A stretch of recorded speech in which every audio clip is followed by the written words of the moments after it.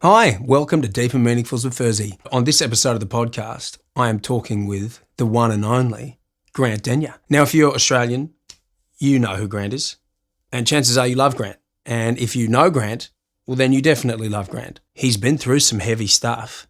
He almost died a couple of times because he likes to drive cars very fast, legally, of course, on the racetrack, and he's pretty damn good at it too. So we go into that. He broke his back. And he's got some hectic stories about that, the recovery, the dealing with the opiate painkillers. It's wild. We're both dads. We talk about some real struggles of dad life that nobody really tells you. It was cool to share a bit of dad stuff. We talk about some of the ins and outs of the entertainment industry and a bit of the dark side of what that's like. You know, it's not all glitz and glamour, and Grant's definitely been through it. It's a really great chat. We talked for ages. We probably could have kept going. He's someone that I'm really stoked to call a friend, and I hope you enjoy the podcast. So here he is, Grant Denyer. You're already caffeinated. Already juiced. Yeah, that was wise. You're pre-juiced. Yeah, that's right. I like to juice up as we're going. So I don't conk out halfway. It's good to get those, those neurons firing, and caffeine is the good way to get those little bastards twitching away. You want to be on it already. All right. Well, look, it looks like we're rolling, mate. We've started. We're on the air. Hello. Welcome to the party. We're on air. Yeah. Awfully formal here at Deep and Meaningfuls. Grant, how are you, brother? I'm good, man. I'm really, really good. I'm good now that you're back in my life. Straight back at you, man. It's been a while between drinks for us, hasn't it? It really has. I was trying to think of the date the other day when we kind of first collabed. Be sort of 2000 and maybe 8, somewhere. No, yeah. 7. It may even have been earlier than that. Yeah, it may have been. Well, I won Dancing with the Stars in 2006, and then I got, as a result of winning that, got to host the show that you were on called It Takes Two. Where you just casually dropped that? I won. Yeah. I came third on It Takes Two. I think it was in 2008. Doesn't have the same ring to it, does it? Only person in the world to win Dancing with the Stars twice, mate. So, have you won it twice? Yeah, 2006, and I won it 2 seasons ago. I did like an All Stars thing. Well done. So, so tell me this: do you think that that's because of your phenomenal dancing skills, or because of you? because you've managed to be a much loved Australian TV personality, and people just will vote for you because hard they like work. you. I knew what I lacked in talent. What do you mean hard work? I knew I wasn't as naturally gifted as most of the other contestants. However, I thought, as a little competitive little prick that I am, that I reckon I could out-train them. So I was doing like 11 hours of training a day for 3 months. So, so I just, through repetition, dragged my abilities up, whereas I'm not naturally very fluid. Would you say that you're actually pretty good now? No. I only know... See, every time I go to a wedding now, like everyone goes, oh, shit, every drunk auntie wants to dance with you because you won Dancing with the Stars, because, they watch the show and they think that you know every single dance style that exists. But you don't. You only know the exact steps to the exact bit of music that you did that exact routine to, right?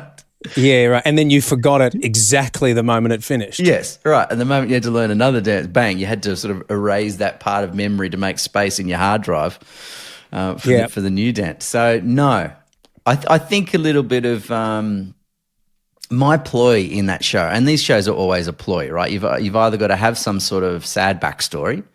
That helps. Mm-hmm. If you're gonna make your way in the reality TV space, you got to be doing it for some powerful emotional reason. Yep. But my tactic was to go funny, serious, funny, serious, funny, and so people kind of, if I couldn't dance in the early stages, at least be comical. So right. That was my MO. Okay. Well, and so clearly that works. See, this is what I love this about you. Clearly that works. See, this is what I love this about you.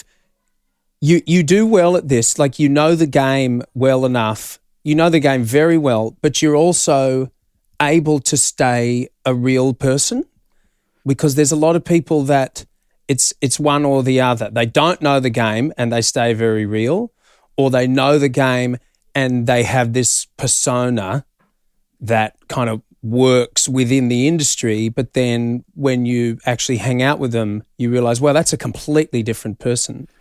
Whereas I feel like you are walking that line awfully well. I know you pretty well and I've known you for a long time, and you're able to go, hey, look, this is how Dancing with the Stars works. This is how I'm going to win this bastard.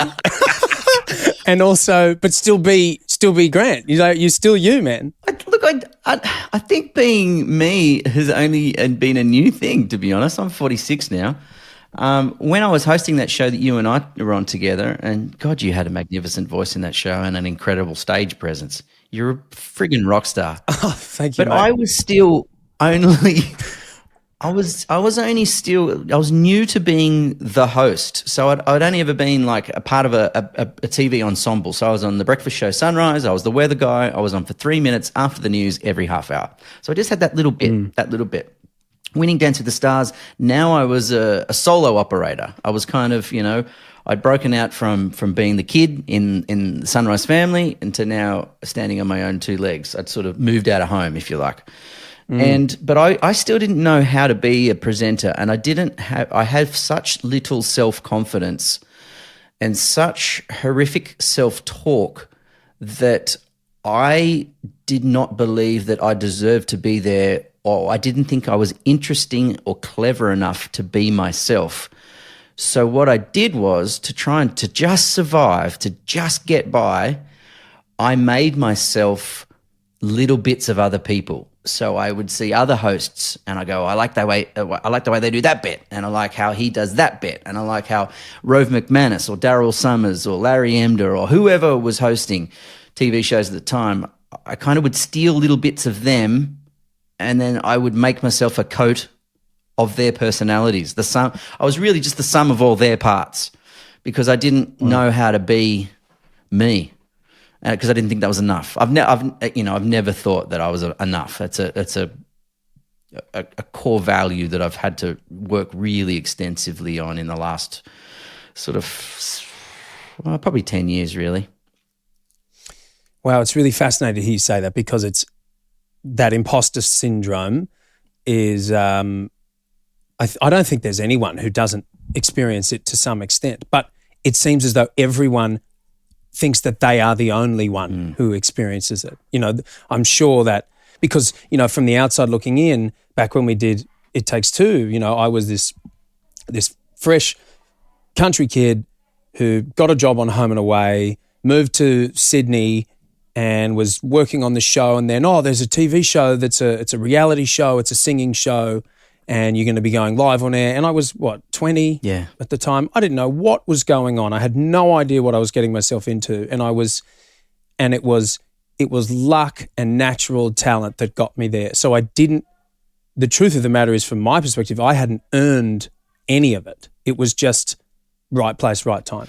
Yeah. And watching someone like you, from my perspective then, would never in a million years have believed that that's how you were feeling about your place, because you were driving the bus. Yeah. You were the guy, you were hosting the thing, and you were my point of contact. I'd finished my song that I was terribly nervous about singing, and there was my mate Grant, and we'd have a chat about it, and you were killing it.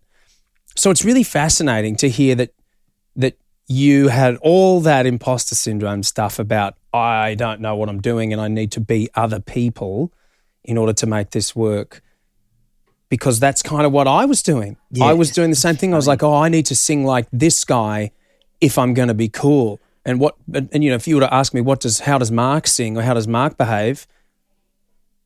Only now am I kind of figuring that out. Yeah. At 37, it's only in the last few years that I've actually relaxed into what I want to do and how I want to perform something.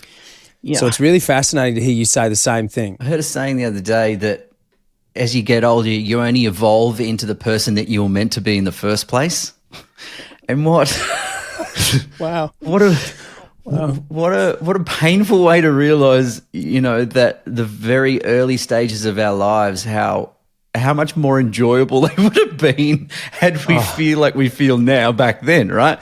Whereas I look at you and you say how lucky you were. And I use the same language for myself. I lucked into this. I lucked into getting a TV job where I was in country New South Wales, carrying the tripods, washing the news cars, hanging around for free in my school holidays. I lucked into that. I lucked into getting onto Sunrise. I lucked into winning Dance with the Stars. I lucked into hosting It Takes Two. None of it felt earned or deserved. I just felt like, for whatever reason, same as you, right place, right time. But I look at you and I go, no, you deserve to be there because you had an X factor. You stood out from everyone else in the cast of Home and Away, and you had a spunk about you and a charisma and a confidence that just was magnetic, right? So you got that opportunity because A, you could fucking sing and you could sing unbelievably well, but you were just alive. You just had this fun, playful energy about you. But it's weird how we don't see that in ourselves. Others do. But the panic and the paddling underwater, our little legs going, paddling under the surface, trying to keep ourselves afloat because we just think it's all going to collapse or all going to drown in the next 10 seconds.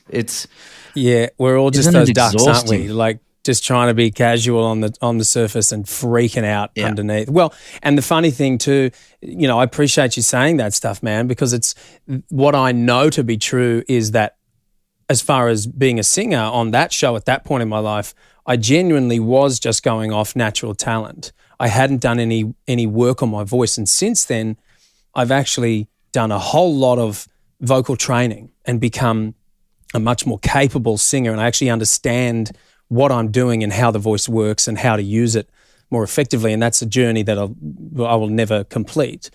But back then, if I watch the footage and listen to the footage of me singing on that show, I can't watch it, dude. I cringe, and it's so painful because I can see, I'm looking and going, this kid doesn't know what he's doing. And I feel like if I could hang out with that kid, I'd be grabbing her. Listen, bro, you need to do some vocal exercises. Look, where are you breathing? What's going on? It's the same, man. I can't look at my first ever, on camera, piece to camera when I was a news journo, and a terrible news journo. Like, it's just that early stuff is cringe no matter, I think, what industry you're in, or what career you've chosen. Oh, yeah. It's hard. It's so hard, isn't it? You look at that early stuff. You're just trying to survive, aren't you, mate? You don't know any other way to do it. It's an incredible opportunity, and all this could just be gone tomorrow, and I might never have this again, so I'll just kind of embrace it and wing my way through it. But I've heard your voice recently. I got the privilege of being able to come and see you perform in this beautiful little country hall just outside Orange. And mate, your voice now, holy smokes, brother! It's just so gorgeous. It's just so strong, yet flexible. And I was watching you bang out a whole heap of Bryan Adams and Lenny Kravitz tracks, and it's just, I kind of. I felt like I watched the start of your musical career, and now I see where you're at now, and I feel so proud. Oh, thank you, man. I appreciate that. I really do appreciate it. Like it is interesting because not to toot my own horn, but I look at the guy you were talking about on the show, and It Takes Two, and then to what I know now, I know that I've done a lot of work. So I don't agree with you when you say the guy on It Takes Two had a great voice. But now I'm like, okay, I know how to sing.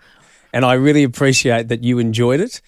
And it's come to the point where it's like, as long as this is the thing that's changed for me is now I look at the people who I'm singing to and I engage with them rather than I don't have to think about, how cool. Do I seem like I'm being cool? Am I a rock star? Yeah. Am I doing the right moves? Am I, making the right vocal choices? I don't think about that anymore because I guess I've done enough work to figure out how to use my voice, and it's more about, are you having a good time? That means I'm having a good time. So it's great to hear that you had a good time. I think we were impersonating. I think when you're young, you're impersonating what you think a rock star is and needs to be and should look like, rather than just being and letting it flow from you and just creating and just whatever is. You know, I think we were master impersonators. You know, at that age. You know, whether you grew up watching movies, they have an impact on you. When you grew up watching your favorite band, that has an impact on you. You watch the way they move, you watch the way they sing. You can't help be influenced by that. And it's not until you sort of train yourself up enough to know that, no, I think I'll go with the gut instinct that says, do it this way. I didn't have a gut instinct back then. I was just merely impersonating. But that was the only way I could exist. But you probably come from a beautiful creative place now of confidence and knowing that you've done the work, and that whatever way you end up doing this track, this part of the song, this chorus, will be the right one because you've done the legwork. Yeah, well, at least closer to that. Yeah, it's that thing. Well, so you got up on stage with us and played some guitar. And how many people were in that room? 150 people? About that, if that. That's a fair amount of people congregated to see some music. You know, that's pretty good. But I remember you saying to me afterwards, "Wow, what a rush!" You know, what a rush that is to be up on stage and do that and belt out. I think we did Summer of '69, right? Yeah. And like I could see it on your face and that feeling of playing music in front of people who are just like, yes, in pumped to hear you play a song and singing along. It's intoxicating, right? Yeah, because when you host a game show, no one's fist pump in the air. No one's arm in arm with their best mate just belting the lyrics back at you. It's not that kind of environment. So I've always wondered what it would be like, and to have the tiniest taste in that hall that night, I thought, wow, this is a powerful, powerful drug. You know, that's an addiction that's hard to top. Well, and you're dead on, because I think about this sometimes. Now, I'm not the kind of person who enjoys telling people what to do. But what I realized is when you are in that stage, when you're on the stage and you've got a microphone and you're singing songs that people know and they've had a few drinks and they're having a good time, you are in such a position of power that if you are the kind of person that has a bit of an ego problem and likes to tell people what to do, man, it can it can really, you can see how these people like Axl Rose and stuff just become these horrible people, because I've realized if I'm on stage with the mic and I say something that I would never say in my normal life, if I go, put your fucking hands in the air, I would never talk to a person like that, right? I would never even say anything like that. But sometimes you get a bit carried away and you do it, people do it. Like, when would you ever respond accordingly if someone were to talk to you like that in any other situation? Oh, if it was a bank hold-up is the only other situation. Yep, perfect. If you had a gun, that's the only other time. Put your fucking hands up. You want to either have they've either got to be holding a gun or a microphone. Please take my key card. Yeah. That's it. So it's such a fascinating Well, I remember thinking about watching Robbie Williams in the height of Robbie Williams' era, going, how does that bloke now, he's had this entire stadium just dripping off every word he says. And there's a lot of sex energy in the air, right? Yeah. How does that bloke walk off stage and just go back to a hotel room and go to sleep? Because there's that many endorphins and adrenaline just, screaming through his system, no doubt, from that. Because, it's an energy exchange. He's given out his talent and the audience is sending back, a huge wave of gratitude, appreciation, love, and whatever. That's thumping through every ounce of his being. How does he just turn that off? And I was chatting to the promoter who organised that tour, and I posed this to him. I said, "How does he just not want to go out and just, have sex with 1 million people, drink 1,000 drinks, and take all the drugs?" And he goes, "See these lights over in this part of the stadium over there. There is a massive banquet just laid out. So what the boys do to try and prevent them from just going out on, murderous nights out where they obliterate themselves, they go back, they have a big feed as a group, they kind of debrief, they have chats, they tell some stories, they have some laughs, and then they decide whether, okay, is it now time to retire or do we kick on? Because otherwise, just that whole, you're just overwhelmed with so much uncontrollable energy and emotion, you just want to just keep that going, which is unsustainable. And there are a lot of guys who fall into that. Like, there's a reason why a lot of these people who are in that position of that much power, it consumes them. They become addicted to whatever they become addicted to, and they end up not living the dream. You would look at them and think, wow, Chris Cornell, living the dream. But then they end up, Kurt Cobain, taking their own life.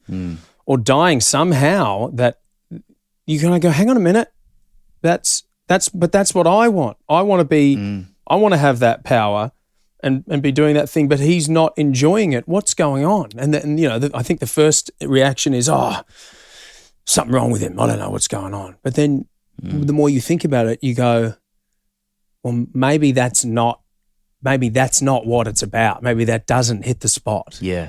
Obviously. Yeah. I think it's that kind of power is dangerous, right? Dopamine is a dangerous thing unchecked. You get a kick from something, you want more of that. Of course, you're constantly chasing the dragon then, right? How do I get more of that or get it for longer or in higher amounts and more regularly? And I kind of think too, a friend of mine who unfortunately passed away, actually, he had battles with addiction and in and out of rehab, and it got him, unfortunately. And there was a point where he was in a really good place, and he said to me, the opposite of addiction is connection. And I realized that's not what I would have thought the answer to that would be, but it makes a lot of sense. And when you refer that to someone who is on stage in control of 10, 20, 30, 40,000 people with their microphone, yes, that's amazing. That's what a rush that is. But how connected to these individuals really are you? No, they're a one singular mass. You're not seeing an individual. No. And I think that at the end of the day, the masses still look at this person like a god, but the person is doing their best to be a god, but they're not. You are still exactly like every individual that's in the audience who needs to, eat, sleep, and shit and do all the same things that we all need to do. But without that personal connection, it's just going to eat you up. And I think it's the people that these rock stars that learn this early enough to be able to go, cool, I need to travel with my crew of close friends and loved ones and family, because otherwise I will go insane. Yeah, you're right. And people do. They are given God-like reference and experience, and we do, in the same way that people would have turned up to see Jesus speak. We're doing the same thing to these people. We put them on a pedestal. And you're right. If you're not grounded and you aren't having human experiences and connection, you're right. That it just runs away like a freight train, because you start to believe that you are better and greater than everyone else, and because people are paying to see you and they're screaming your name out and they want to take you home and they want what you've got. You got access to so much stuff. Access to all these party favors and sex that most mere mortals don't have access to. So I could see how it would be easy to think, oh, maybe I am better than other people. Maybe I am a bit of a god. Yeah. And there's that movie, I don't know if you ever saw it, Rockstar with Mark Wahlberg. Yeah. And there's a line where the drummer says something to him along the lines of he's kind of doubting what he's doing as the lead singer of this band, and the drummer says to him, man, this is your obligation. You have any idea how many people in the world would what they would give to be in the position that you're in? This is your duty. So you need to go out there and do it. And he goes, oh, wow. He does. So he goes out and does it. And you know, the arc of the character is it essentially consumes him and he nearly loses it. Well, so many of them go through it, right? So there's clearly a very powerful and inherent danger in the role. You know what I mean? Because it happens to so many. And you know, even the evolved ones, you know, there would have been a period that they navigated where that's where they went through, but they just luckily made it out the other side. It's dangerous. But you're right, dope. And I was thinking about this the other day. I've had a long career in motorsport. And I sort of grew up, and you know, I put myself as a racing car driver first and TV second. I really only got into television to try and find sponsors to sort of fund my career and want to be a race car driver. And I was thinking about what it is that I loved so much about motor racing, and what I determined is being present. I have such a noisy mind that is critical and making constant judgments and evaluating threats and going over regrets, just reliving scenarios, trying to forecast long-term futures. It's a busy old place in there. And then motor racing to me was the only time where all that stops. Motorsport is like the only time that I was present, I reckon, ever. So because you're doing 300 kilometers an hour, right, your life depends on you getting the next corner right. So you have so much intense focus on, you know, your braking markers, when you turn in, when you can jump on the gas because you've got 650 horsepower under your rear wheels. That, you know, they light up easy and they want to slide, so you want to control the slide. There is no room for anything else. So there was this obviously wonderful clarity and freedom and noiseless environment where I was just in this cocoon of a race car and just felt blissful. And yeah, I guess there's the adrenaline of going, okay, well, this is a high risk game, so there's that sort of dopamine reward response in there as well. But yeah, I think there was something not spiritual, but it was just the rest of the world disappeared and the noise stopped, and I could just focus and that was really rewarding to be in that amount of clarity and high-speed functioning. Yeah, that's beautiful. What a beautiful place to be. I think people refer to that as, I guess, the flow state, and amongst many other terms for it. But look, man, it makes perfect sense that if you're going to find a state where you are completely centered and present, it's when you're behind the wheel of an exceptionally powerful vehicle. And exactly as you say, it's life or death if you get it wrong, potentially. So yeah, that'll bring you back to earth, like nothing else will.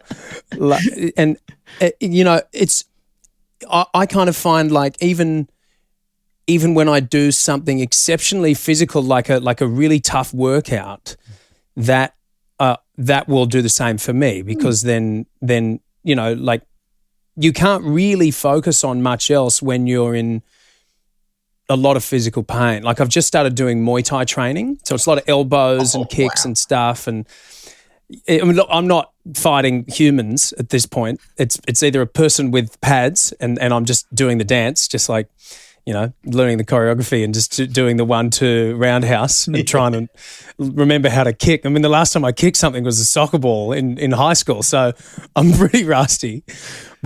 But you know, when it's a lot of cardio, it's so much cardio, and it's the same kind of thing. You know, my mind's not wandering about what I need to be doing when coach is yelling at me that I've got one more minute to just go to town on the heavy bag and get these combos right. But I can only imagine the place that you can get to when you are in a supercar and there's so much more at stake. It almost sounds like what you're saying. It's the opposite of of the panic that you think you could think. It's almost like a Zen state for you, right? Yeah, it is. And when you are really in the zone, it's time slows down. So you are able to make an enormous amount of conscious inputs, which your body's sort of doing instinctively, but it's and you're doing them in an incredibly short amount of time, but it just feels like you have all the time in the world to do it. You know, that's kind of a rare state to get in. It's quite a blissful state to get in, but when you're really connected with the car and you've been doing a lot of it, you know, regularly and recently, and then you just everything's sort of dialed in. Yeah, that's a pretty it's like a minute feels like an hour. It's like a second feels like 10 minutes. It's beautiful how your brain, and which makes me think how incredible the brain must be if it's able to get itself into that state. How come, you know, surely there's a way we unlock it where you can actually do it regularly, because if your brain has the ability to do it under pressure, surely it has the ability to do it at any time. We just haven't quite figured out the way to open that door. Well, that's interesting you say that, because I just recently had a conversation with this guy who's a yoga meditation master, and we were talking about that kind of thing. And from what I understand, you definitely can. You get to those points, and it comes a lot from, you know, meditation, for instance, is about focusing on. Well, a lot of it's about clearing the junk out of your mind. That's the first step of it, and I think, in the way that we live our lives, in the society that we live in, we're so out of touch with subtlety, or the subtlety that we can experience. You know, something as simple as our own breath. That's how often do we even observe our own breathing these days? But that's a fundamental marker for how we are feeling. If you observe how you're breathing when you are anxious compared to when you are angry, compared to when you are feeling blissful, they're drastically different, but we don't even know. We don't even notice. We have no connection to something as simple as that. So I think the first step, it seems from this conversation with him, is that getting in touch with the more subtle energy systems of our own existence. And then once you kind of can see and feel those things, you become much more intuitive about what you need and what your feelings mean. And then you can start to access places like that, whereas instead of having to put yourself behind a very powerful vehicle or you know, beat the living shit out of a boxing bag or whatever your thing is that gets you there, you can actually do it purely by sitting and meditating. Now, I think it takes quite a bit of practice in order to get to this place where you can access those states. But it seems as though it's a process of learning how to observe our own behaviors and way of functioning, because we're so bombarded with stuff. You know, think about our phones these days. I read a study recently that says something like our attention spans have gone down quite a bit. It used to be something like 15 seconds, and these days it's like 8, and which you know, 15 seconds doesn't even seem like a lot, but 8 seconds since smartphones have come in to our lives, it's really shortened our ability to sit and focus on something, which in turn tells me that our ability to sit and focus on ourselves and observe how we're feeling and what we need and what we don't need has only seemed to be getting weaker. Yeah, it's a tough time. You know, I've got 3 young girls, 2, 8 and 12, and so you know, we've only had iPhones for the last 11 years. I think iPhones have been around.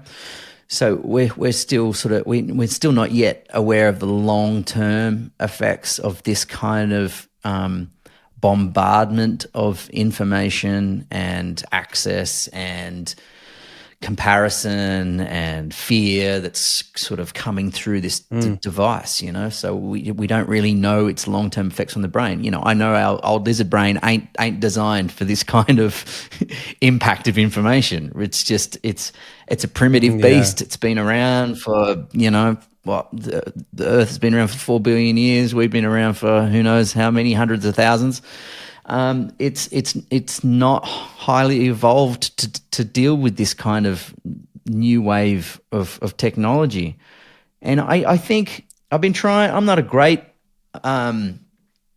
meditator, but I've been trying it a little bit again to try and how do I reduce anxiety? How do I work on that self-talk? How do I be more present for my girls when they're engaging with me, when they're telling me the story of something that happened today? Maybe if it's something as benign as something they saw on TikTok, I glaze over so quickly when they want to tell me about how hilarious something was on TikTok because I didn't see it, and what you find funny is not what I find funny.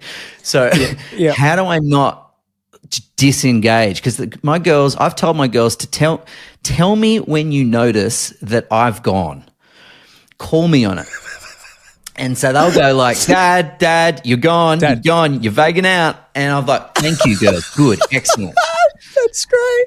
Because it's important, because it's really easy when if you've got a bit going on in your world and you don't have the same level of importance that they do for the things that they're going on in their world, and they sometimes can see so minuscule or silly or just ridiculous, it's really easy to disengage. So I've tried to tell them to do that, and they're pretty good at doing it. And now I recognize a pattern in how often I do it and how busy my brain is, which led me to go and then do a little bit more meditation, which is incredibly difficult. And it's like going to the gym. It's the day you don't want to go to the gym is the day you need to go to the gym. It's the day you don't want to do meditation is the day you really need to do it the most. And I drift in and out of it. It comes in and out of my life. But it's found, what I've found with it is a greater appreciation for my body, which I never really had. I've had a strong dislike of my body. I think come from being a small guy. In a high school environment that was tricky. You're an easy target. A lot of people made fun of you. Girls weren't interested in you. I've made a career out of making height jokes just because everyone would do that anyway, so I may as well be first. So at least I had control of that. I'm the first one to a height joke because then at least, that's something I can control. But then when it kind of takes the sting off it if you're the one addressing it. It's like, oh, we can't get him at that because he's already gone there. It takes the power back. Yeah, exactly. But then as I started to meditate, and then I go, holy hell, you start focusing on the breath, right? That's all you can do when you're learning is just, your mind wants to go everywhere. Just focus on the air coming in and the air going out, right? That's all you got to do. And then you start going, shit, this is a pretty incredible machine I've got here. And then I started to be much kinder to my body, going, God, my legs have actually given me a pretty incredible experience. They've pushed on those brake pedals and accelerators and clutches and, hundreds of thousands of times, and they've won many trophies and championships. Good on your legs. How lucky am I to have these legs? And they've never let me down. And then you go, oh, my back. Okay, well, I broke my back in a monster truck in 2008, and now I'm recovered, and now I'm living a fulfilling life. How lucky am I? Thank you, back. What a great back. And now, as a matter of trying to overcome this horrible relationship where I had with my body, that it wasn't tall enough, it wasn't fit enough, it wasn't sexy enough, it wasn't muscly enough, I now have this body that I'm gone, oh, wow, these hands, I can pick my kids up and play with them and throw them in the air and make them giggle every day.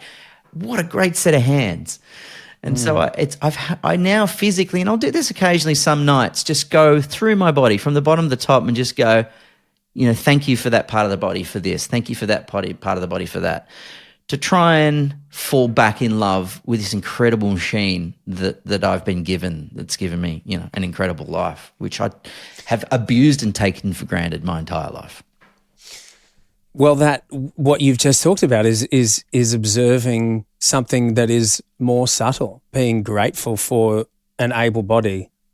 And I think that's exactly the opposite of what all of the technology stuff is bombarding us with. You've gone away from that and you've come into something that's real and been able to find gratitude in that, especially after what you just mentioned about having your injury. Can we talk about that? Are you cool to talk about that? Yeah, sure. So I know, because we kind of lost touch for a while. I moved to the States and we hadn't had much of a chat for a long time. And that was, I think, the time when you'd injured yourself. So I need you to fill in some gaps. I just knew that you were in an accident. I knew you were into racing a lot. I knew that you were in an accident and that you nearly died. Yeah. That's about as far as, and now you're back. Well, I've had a couple. Okay. One was in 2008. So I was just mucking around in a monster truck. So I wasn't competing in sport.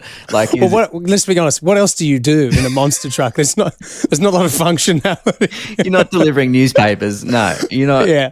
No, you're not. It was. I was jumping over 7 cars or something, and right. It took off and then it landed, and I think the suspension broke, and then so it landed very solidly, and then my back broke as a result.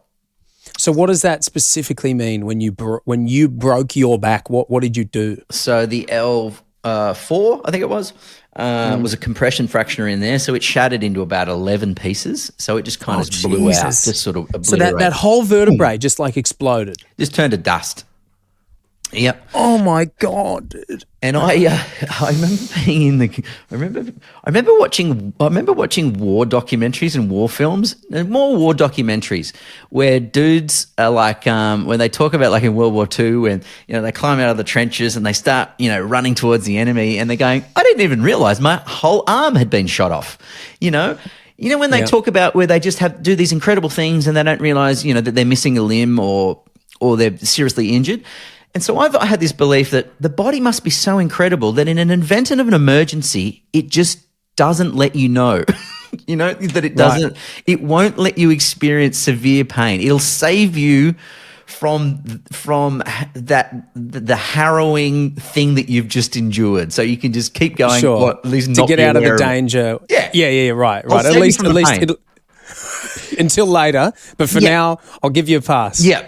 And so did that happen? I remember being in the air and then landing and then my vertebra smashing, and then the pain rose so quickly within a nanosecond. The first thing I thought of, those war documentaries, they lied. It's bullshit. It does hurt. It does hurt. It's the first thing I thought of was war documentaries.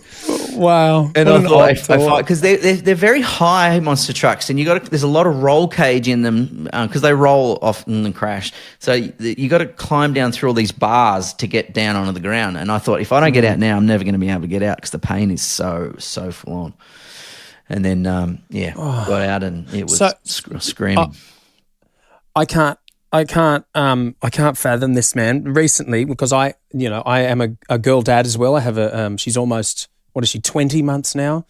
I don't know when you stop talking in months, but maybe when she gets to 2. And since having her, I've done a couple of vertebrae in my, just discs, just a little disc bulge in my lower back, in my right down the bottom, and excruciating. Yeah. Just from bending down wrong, holding a 12-kilogram child and not bending correctly to put her in and out of the cot. And it months of agony, and completely like changes your view on life, dealing with nerve pain. And that's from a couple of little bulged discs. Your vertebrae exploded. Well, bulging discs certainly does hurt. It's pain. That is painful. But yeah, we So about the same then. So is that that's what you're saying? Yeah. So you and I, we know what real pain is like. We really do. But you can also get a bulging disc just from leaning over and picking up a pencil. You know what I mean? It depends. Yeah, look, I wish it was from flipping a monster truck over 50 cars. It's a good story, isn't it? picking up a a beautiful little baby was as far as it got. Look, I'm glad it wasn't. How did you break your back? I slipped getting out of the shower. You know what I mean? I'm glad I don't have to tell everyone that. Like saying I crashed a monster truck's pretty good, pretty good yarn. It's amazing. It's a great story. Okay, so you get out with a dusty vertebrae. And then I'm and so you could walk. You had feeling in your legs and all that? No, I climbed down with my arms from out of the monster truck, put my legs down, and then collapsed. And I was like, "Oh, this is bad." So I knew straight away I was in a really bad way. When the ambulance came, there's two in the ambulance. There was there's the trusty old veteran, and there was the apprentice paramedic. And so I was in such a way, the trusty veteran who normally doesn't like to get in the back with the peasants, who are screaming because he's over that. He normally does the driving. He's like, yeah, the novice can get back there and deal with the humans. Yeah, in the meat wagon. And so he was really concerned because he was pumping me full of morphine and it wasn't doing anything. And he's like, shit. And I could see he was getting real stressed. And he's like, I'm giving you enough morphine to kill an elephant here, and it's having very minimal impact. And so I could see how alarmed he was. So he's gone to the apprentice. He's like, all right, you're going to have to drive. And the apprentice goes around to the front of the car, leans into the glove box and gets out his P plates. Oh no! Puts him on the back of the ampo, and I'm like, "Oh, poor bastard!" So, and then he gets lost on the way to the hospital. He goes the wrong way down a one-way street. He goes over speed humps. Like it was just, and then this. Fuck! If it wasn't so, I mean, I think it's funny, but I can imagine how you at the time were probably like, "This is it. This is how I die. This is where it ends." Yeah, and then fighting. He's yelling at him, and like, oh man, it's just like this is not a great day. So were you in? Where are you mentally at this point? Are you panicking? Are you really afraid? Like, I'm never going to be able to walk. Or I didn't know the permanence of it, so I'm like. I was in such screaming, like literally screaming agony. I've thought, have I severed my spinal cord here? What's the deal? How terrifying! Thankfully, when I eventually got to a surgeon, I got a really good surgeon who first thing he said to me was, "You're going to be okay." Now he didn't know that at all. He said the right thing. Yeah. And there's a time and a place to spin a bit of bullshit, and that's the time. Thank God he did, because that's all my brain took in. And I was like, you know what? I'm going to be okay. Just go with it. Just go with the treatment and you're going to be fine. So I actually had no doubt. Now, as it turns out, he shouldn't have said that because he had but I think psychologically knew the calming effect that would have. And he also understands the power of a positive mind. So he put my mind into a positive state because he knows the impact that has on someone's ability to recover. You ever see someone who's very pessimistic, their symptoms or their condition can just drag on for a very long time? And absolutely. I think he kind of just flicked a switch in me where he's like, I'll tell this kid that he's going to be okay. And then his mind will end up doing kind of half the work. I'll heal the body, and his mind will kind of give over to the healing rather than living in this state of I'm fucked, I'm never going to walk again, how will I do this, how will I do that? So he prevented me from being in that state. So it was a masterstroke by him. Yeah. Really? Yeah. Well, that's kind of like you think about the placebo effect and how people are given something that is nothing, and it does the thing that they think it's going to do because they think it's going to do it. Yep. For no other reason than that. Yep. So the same thing, he understands that, and he's gone, I'm going to tell this guy that he's going to be okay, and there is a very good chance that his body will heal him. Yeah. It doesn't mean it wasn't shit at times. It was absolutely horrific. I had to lie still. I had to lie flat for near on 4 months, unable to move. And because he could have gone in there and he could have just wrapped that vertebra in titanium, attached it to the vertebra above and below, and I would have been able to walk probably within 2 weeks. But he elected not to do that because he thought there'd be a better chance of 100% recovery if he didn't operate. So even though he's a spine surgeon, he knew he held off because, it's better to give it a go. He goes, if you're patient, I reckon we should do it this way. And I'm glad we did because it's given me a better life, Wow. That seems, and look, not that I have much experience with surgeons, luckily, but that's, again, he sounds like a very wise surgeon that he didn't just want to get in there. That saying, if when you're holding a hammer, everything looks like a nail. He didn't do that. And now, okay, so your recovery from that was more brutal, but now, where are you at now? I'm 1.5 centimeters shorter than I was, which is great. I didn't have enough to give away in the first place. Yeah, it's just what I fucking needed. Thanks very much. That's the worst news. Well, it's like, isn't this like some beautiful divine intervention? If you hadn't come to terms with your height before, it's like, well, too bad, mate.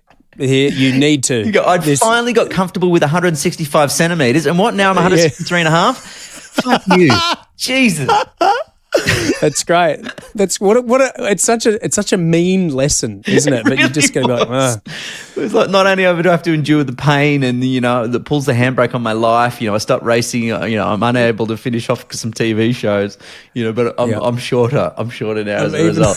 You cruel bastard, God. You cruel bastard.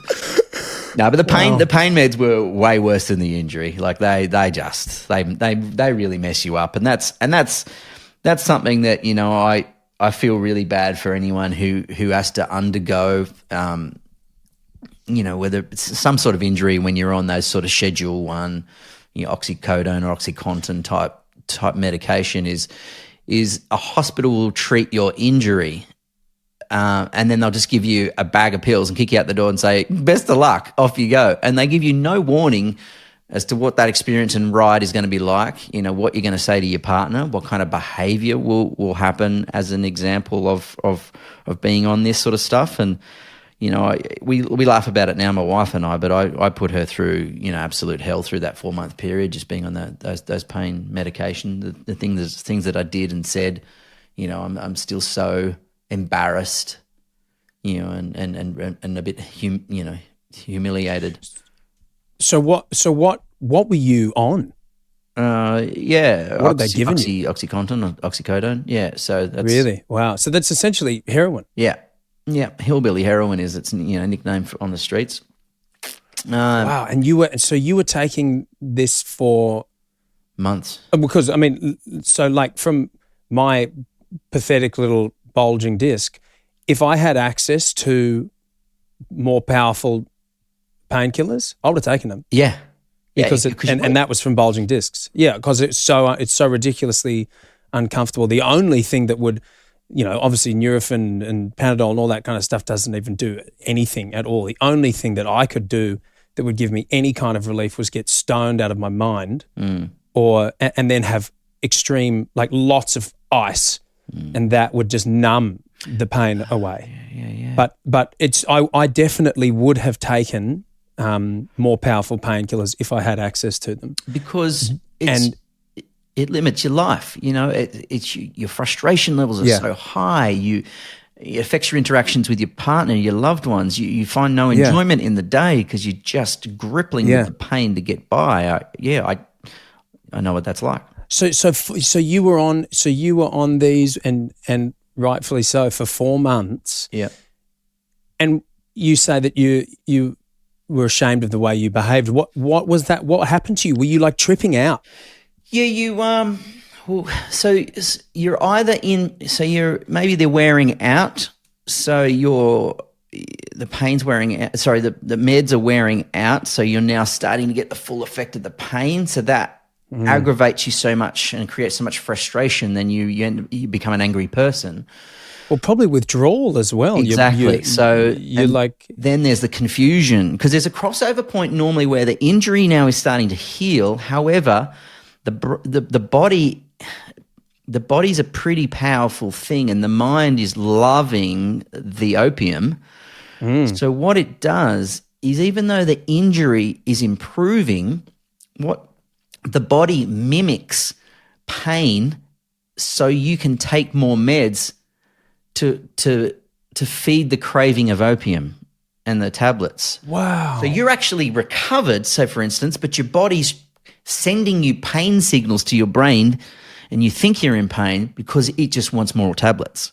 Give me more drugs. Yeah. Wow. So and then knowing that crossover is so important, and not everyone sees that. So everyone still can think they're in pain, and in many cases, some people definitely still are in pain. However, there is a crossover at which some point is your brain is tricking you.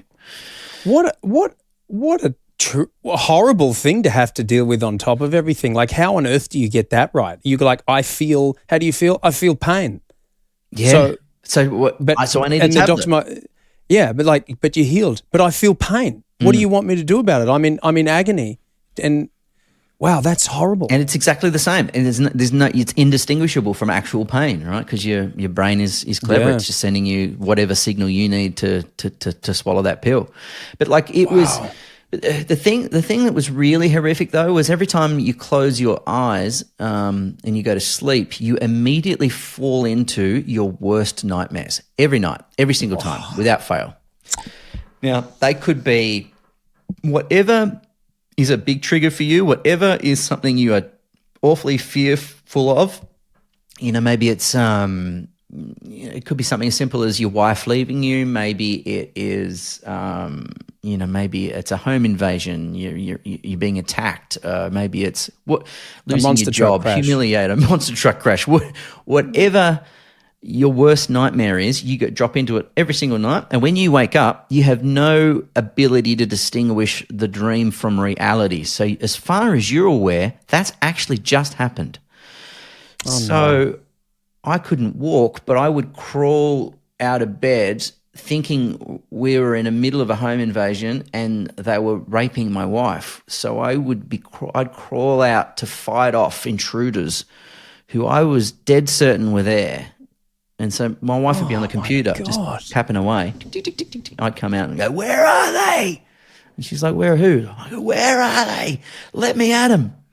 Just trying to protect her or keep her safe. And she'd even I'd come down and I'd go, "Oh, thank you." And she goes, again, she'd be on the computer. She goes, "For what?" I went, "I know you went to London and back today without me." And she just kind of has to go, "Yeah, I'm sorry. I won't do it again." Because it was also no point her trying to deny it, because in my mind, I was so confused. I just think she's trying to hide things from me or deceive me. And yeah, it was a horrific period. Like, just that whole experience on those pain meds was just, was terrible. Just terrible. And some people never get off them. Yeah. Wow. I mean, what I was going to ask is, do you have any kind of PTSD from the accident? But it sounds as though if you do, you would have it from the recovery, from the pain meds. Chezzi does. Chezzi definitely does. Yeah. We've had to do some work, with her, and she's put the work in, because, that period was, it was a brand new relationship. We'd only been together for a couple of weeks, maybe a month max. And she goes straight into, nurse-patient dynamic. So, and dealing with these medications and these kind of behaviors, it was, a horrific beginning to our relationship, Incredible testimony to her and her character, the fact that, she shouldn't have stuck around, man. She shouldn't have stayed there. Like, I didn't treat her well enough, in that period. But she knew that wasn't me, and we're so much stronger now as a result. But man, I put her through fucking hell. Wow, man. I hadn't even considered that, and thinking about the state that you had to live in. The only thing I can compare it to is I've had times when I've been really sick and you get a really bad fever, and trying to go to sleep, you kind of have that thing where you're half dreaming and you're half not, and the dreams are really disturbing, and the fever's just kind of making you, it's just your brain's too hot and you're just having a bit of a bad experience mentally. But you wake up and you're like, okay, cool, I know what the difference is, and it's obviously, it's nothing remotely close to what you must have gone through, and when I think about that, it's horrific. So riding that out for 4 months, it almost sounds like psychosis. Yeah, well, it's what it is. Yeah, it is psychosis. I remember throwing eggs at her once. Like, so you were just a crazy person for a while. Yeah, just a crazy person. I'd dip in and out, and then I'd be lovely again when pain was stabilized and the medications were in the right balance. Then yeah, you'd almost go back to your regular self, and the shame that I would drip in and out of, just going, I don't even know the person who just said those things 20 minutes ago, but now I'm stabilized again and I'm good. Like, because with the withdrawal of drug and the reintroduction of the pain, just you just had no control. No control.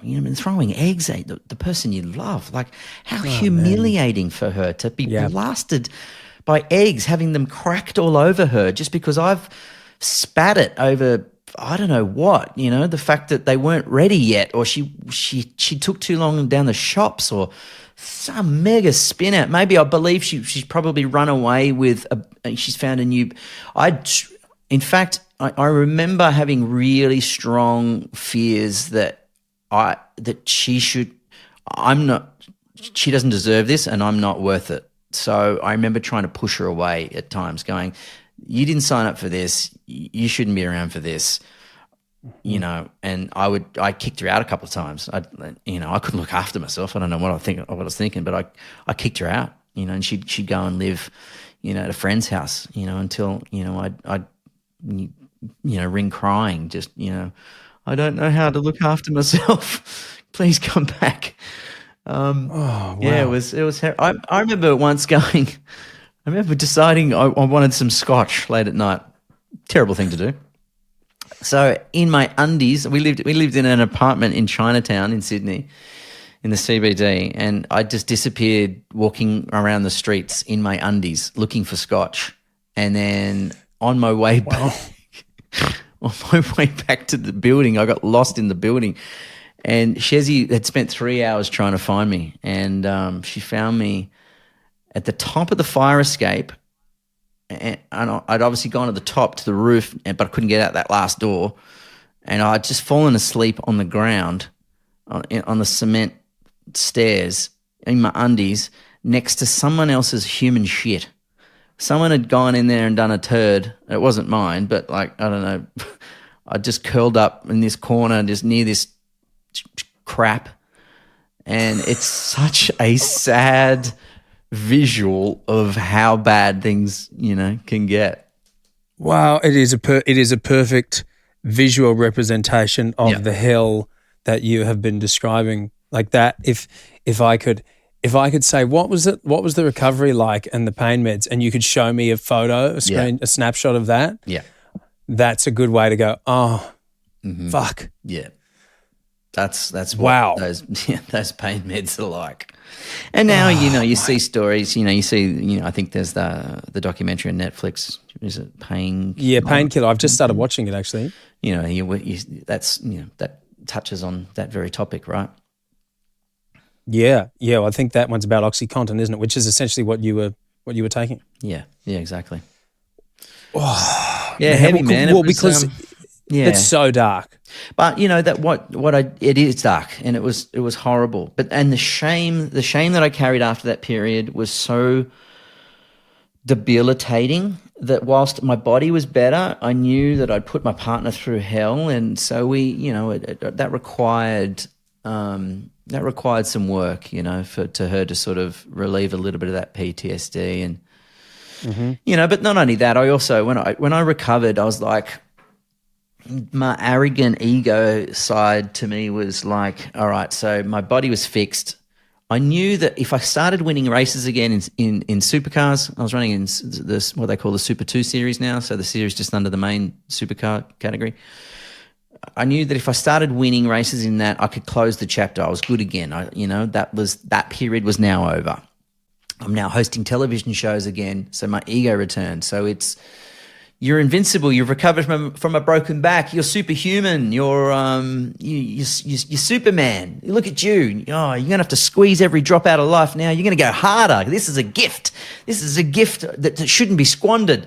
And so I went twice as hard in my life. Worked twice as hard, twice as much, and then just didn't learn from the lesson of the broken back, which I actually don't think had anything to do with a monster truck. I think it was the universe trying to sit me on my ass and go, slow the fuck down. You're not listening. You're not listening to your body. You've pushed well beyond what you should. You're now deep into your adrenals only. You have no stocks left. I remember going to the doctors, and the doctor said, your organs are running at 7%. And he goes, if you continue, you're going to die. And I was like, fuck, shit. Because I didn't learn the lesson from the broken back, which was the sign from above to slow down. I pushed harder, and so then I went straight into chronic fatigue. And it took two lessons for me to learn. It took two incidents for me to learn the lesson, and I will never allow it to be a third, because the third, I think, will be fatal. So I now live completely different, to how I used to live. But that was my ego speaking, and I was operating from a place of, arrogance rather than observation and learning.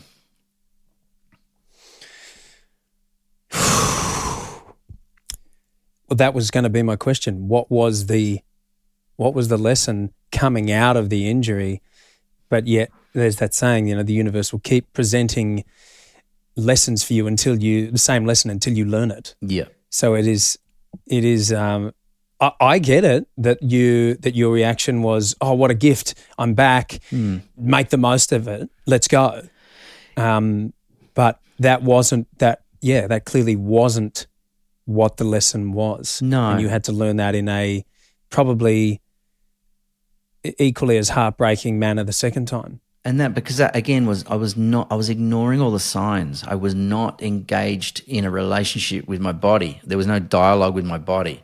I wasn't listening. I wasn't looking at any of the signs of it failing, and I was just pushing on regardless. I was like, well, if I was at 10 tenths last time, I'm going to go 11 tenths now, because this is a gift from above. I can I I'm healed. I really got to make something of this. So I just pushed so damn hard, and then obviously that was not the lesson that that I was meant to learn. And then I got to a point where I was still using pain meds to kind of get up to work. Just to be able to stand up to work when I'd first come back to working. And then it just got to a point where I ran into chronic fatigue, and then I didn't give a shit if I lived or died, to be honest. I was so fried. I was just like, nah, fuck, I don't care. I really don't care. Wow. Yeah. Just depleted. Yeah, it's just like, yeah. Did you feel at any point that these pain meds are going to be a problem for me?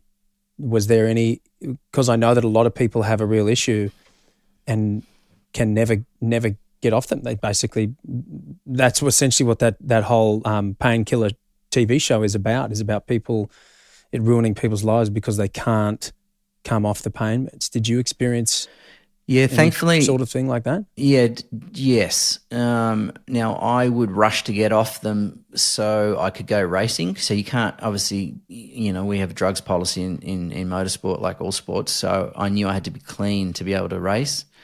So I had a timeline. Oh, okay. Forcibly get off them. So thankfully I had that, because I think if I didn't have that addiction would have carried on long into my life. And it was the threat of humiliation of being caught with drugs in my system while racing that made me go cold turkey real hard, real quick, right before a race, right before my return to motorsport. Yeah. Interesting. So that that's, you're saying how you had to learn the lesson again. Like you want, I'm going to go hard on my life now. I'm going to do all the things. All the things. Maybe that, yep. All the things. So maybe that was part of it that you actually did need. You did need to be able to dive straight back into the motorsport in order for you to kick the pill habit. Yeah. Because otherwise, as you say, what would have been the motivation? I mean, obviously your family is a huge motivation, but it's easier said than done to just, there's no one coming to your home to test you for drugs, to be a good dad and a good partner. Whereas when you go and do motorsport, you're being tested for drugs. So that specific motivator was probably a real blessing. Yeah, I'm thankful I had it, right? Because not everyone does. And these meds break families. They destroy relationships. They break families apart. Kids won't talk to their dad anymore, as a result of his ongoing issue with those pain meds. This is a regular, everyday problem in every street. It doesn't matter where. I mean, it's like, let's call it. It's heroin. It's heroin. So tell me this: just because it's in a tablet doesn't mean it's not as dangerous as someone who jabs it in their arm, with a needle. Yeah. It's the same. It's the same compound. Yeah. Just the method of entry and where you bought it, where you got it from is different, but it's the same compound. Yeah, it's just a slow release form as opposed to straight into the bloodstream. So did you have moments where you were like, oh wow, this is amazing. I love this. What a wonderful feeling. I don't want to not be on these drugs. Was it that kind of feeling? Any time where you just weren't in pain, it was better. Well, I guess that's the thing is, it's one thing when you're chasing the dragon, but it's a different thing when you're trying to get out of pain. Yeah. I remember I had someone come over and stay at my house. They were a TV executive, actually, who I got along quite well with. And they came over to my house once and just to see how I was, and they stayed. And I had, remember Guitar Hero Band Hero? That had the drum kit and the guitar and the singing. So we do lots of that because, I was stuck at home. Anyway, I had one of these tablets and he's like, oh, can I have a go on one of those? And we're like, well, we're not responsible for the consequences, but we're going to bed. So if you know what, if you want, if it's on you. All the best. You're a grown up. And he played the Beatles' Band on the Run, I think, for 9 hours straight. We got up in the morning and he's still there going, oh, I've just improved my high score. Oh my God! Okay, 9 hours. Yeah, so this is the real shit. This ain't no Panadine Forte. No. This is the real stuff. No, I certainly don't advise it.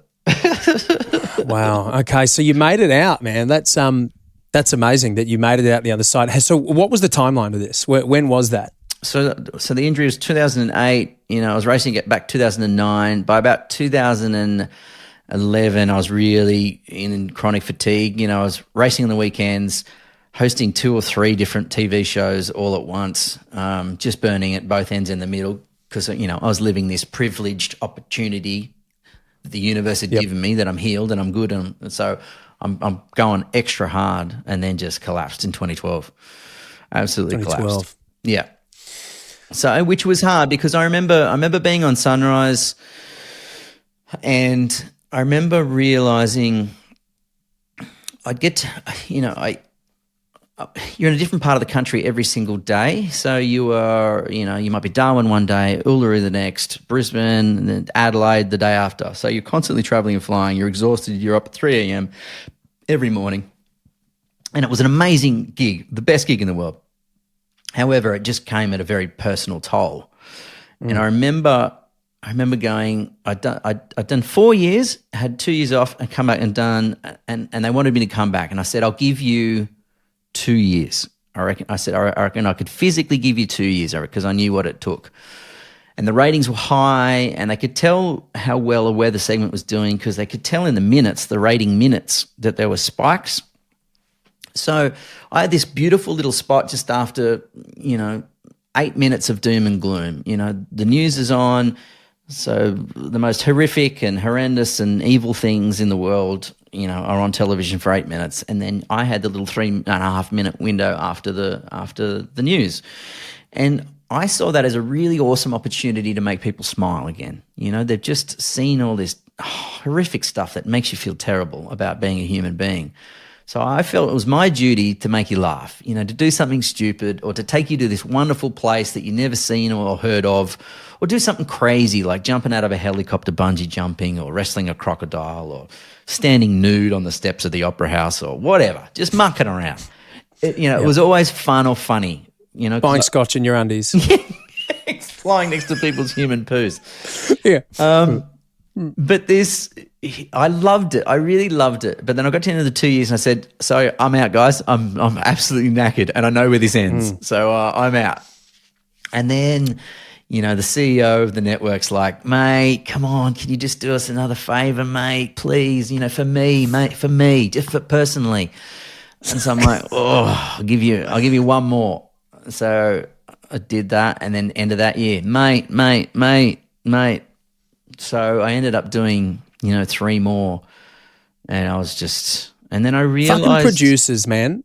Just side note, producers, I got to say, they are master con men. Like they will make you think that you are their best friend. Mm-hmm. They will do and say whatever they need to say to you to get from you what they need. Yeah, it's true, and it's a wonderful skill, and I got to say, once you're in the industry long enough, you realize when you see a producer coming, you go, okay, here comes the con. Here comes the con. This is it's like those charity muggers at the mall where they try and where they pretend like you're really good friends and they ask you questions about your life before they try and get you to give them your money. And then you realize, oh shit, you don't care about me at all. I thought this was a real human interaction. Yeah. And that's exactly what it was like. And that's TV when I producers, realized, man. I was like, no one's, and you could see that I was really fucked. Like I was run down. I was super thin. That's when, I said I went to the doctor and the doctor said, your organs are running at 7%. And then I knew that no one cared. No one cared that I was crook or how I was going. No one was even asking me, how are you? Like no one wanted the machine to stop. That's when I realized that no one cared about me. They only cared that the business was successful and it was still making money and it was still rating number 1. And the fact that I was a big part of that, they didn't want me to stop. So this is fascinating because this brings us kind of full circle back to what we're talking about at the beginning when you were hosting this TV show and I was a contestant on it and I was on Home and Away and we were young and we didn't know who we were and what we were doing.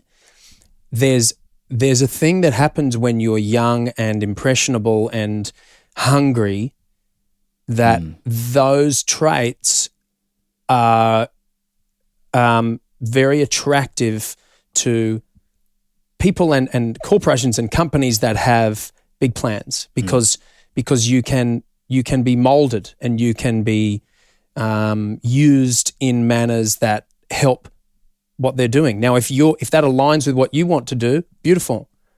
But as you get older, as I've gotten older, and it sounds like you resonate with this as well, you realize what you are prepared to say yes to, but also what you are prepared to say no to.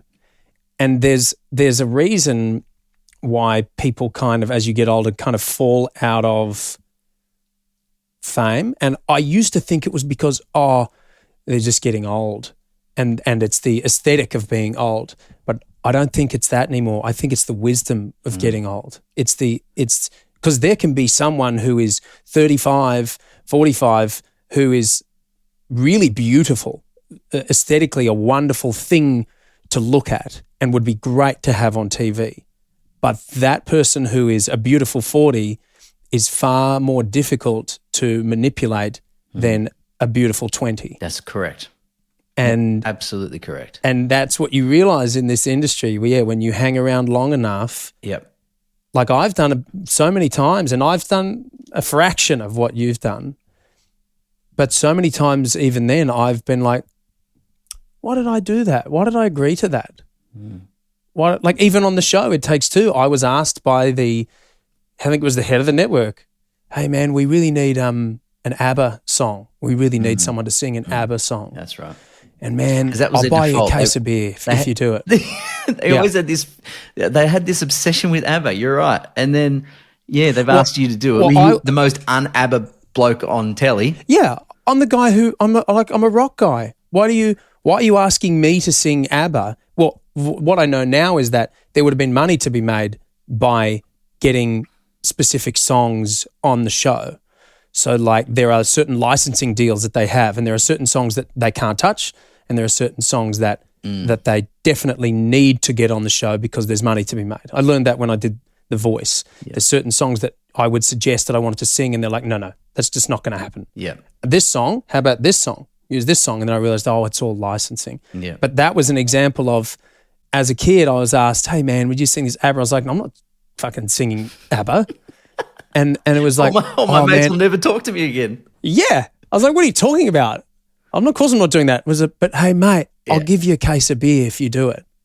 And I said yes, because I was like, my friend who happens to run the network is asking me a favor.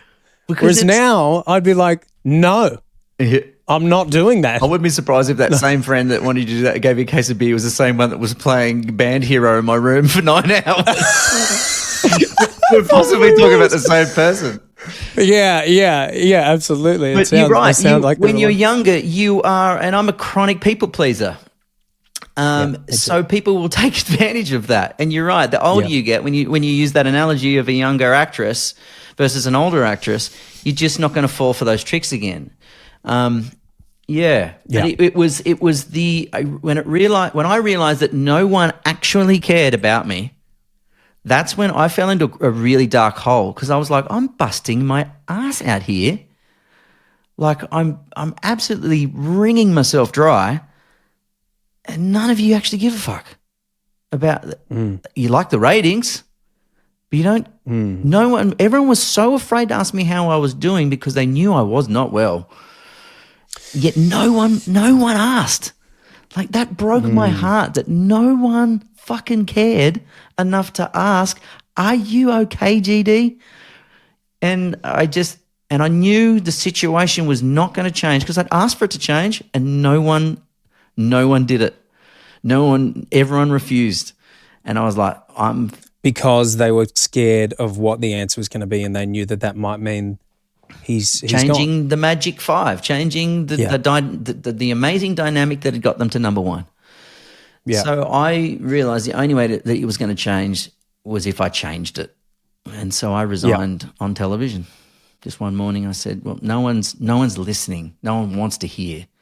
No one cares about my actual well-being. So I have to prioritize that before, Okay, so when you say you resigned on air, did they know that was coming? Had you told anyone? Or was this just, did you just drop the grenade? Yeah, I was going to just drop the grenade, but I did just ring. I just rang the executive producer of the show the night before. But I said, don't tell the other hosts. Wow. So, okay, fuck that. What a power move, man. Yeah, it was good for you, dude. That's I didn't know that. Yeah. That's cool. I tried other ways. You would nothing was going to work.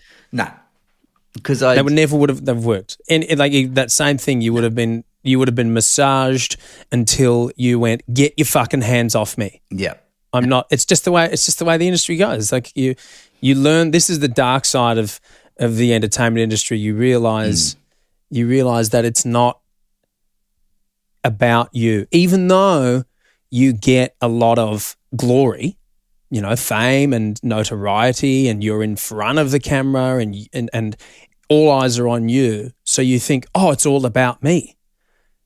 And that's fair enough to think that. But then you learn the hard way, it's not about me. No. And I will be squeezed until until I'm used up, and that's essentially Used sounds up. like what Yeah, was you happening. felt like a commodity. Yeah. You felt like a commodity that was there to make someone else money. And then, and it really genuinely broke my heart when I discovered that no one actually cared about my well-being, to the point where I just hand grenaded the industry, hand grenaded the, my role at the network. I wish I would have done it differently again, but I did what I could with the skills that I had at the time. I burned a bridge. We were so unwell. Chezzi was struggling from the PTSD. I was physically unwell because, they were addicted to me being in 5 different parts of the country 5 days a week, plus hosting other TV shows. That's brutal, man. And racing. That's really hard. That we decided to get some help. So we just jumped on a plane. We thought, let's get out of this country. Let's get away from everything. We went to Thailand. We went and got some help over there, and I just dropped my phone in a bin at the airport on the way out of the country because I was mid-filming a game show, and they were expecting me back. This is in sort of September, and they were expecting me. No, this was in November 2012. Yeah, and they were expecting me back to finish off 4 weeks of filming or something for a game show, and I just dropped my phone in a bin at Sydney Airport, jumped on a plane, and I thought, because I couldn't bear, I was in such a vulnerable place that I wouldn't have been able to handle people reaching out to me and pleading with me to return, or what have you done? You've just blown up your relationship with that network. I couldn't handle that. I wasn't strong enough. So I had to put everything that I did have into just healing myself and my wife. So, what a turning point! Yeah. Look, it wasn't. I'm not particularly proud of it, but I did what I had to do at the time. Otherwise, the consequences were I would not be here. And I had a 2-year-old. I had a 2-year-old daughter that was worth fighting for. That was the only thing. That was the only bit left that I had in me. Why should I keep going? Was for her only. If it wasn't for her, I wouldn't be here. I wouldn't be here at all. Wow. It's so yeah, my daughter's almost 2, and it's interesting to hear you say that. I feel as though, for me, the amount of maturation that I have gone through since becoming a dad has just been, I've learned more about myself in the last 20 months than I have in my entire life combined. And what I will do and what I need to do in order to be the man that my family needs. It's been brutally difficult and very, very ego shattering. So I completely understand how you would say. See, here's the thing: you say that you just said that you were not proud of the way it all went down, but I don't think, as someone who's dipped my toes in the industry and has seen the ins and outs of how these things go, I don't really think there was any other option. Because if you were to sit down and say, "Hey guys, I need to call a meeting. I'm not well, and you all know this, but nobody's doing anything. I need some time off. How do we make this work amicably?" That's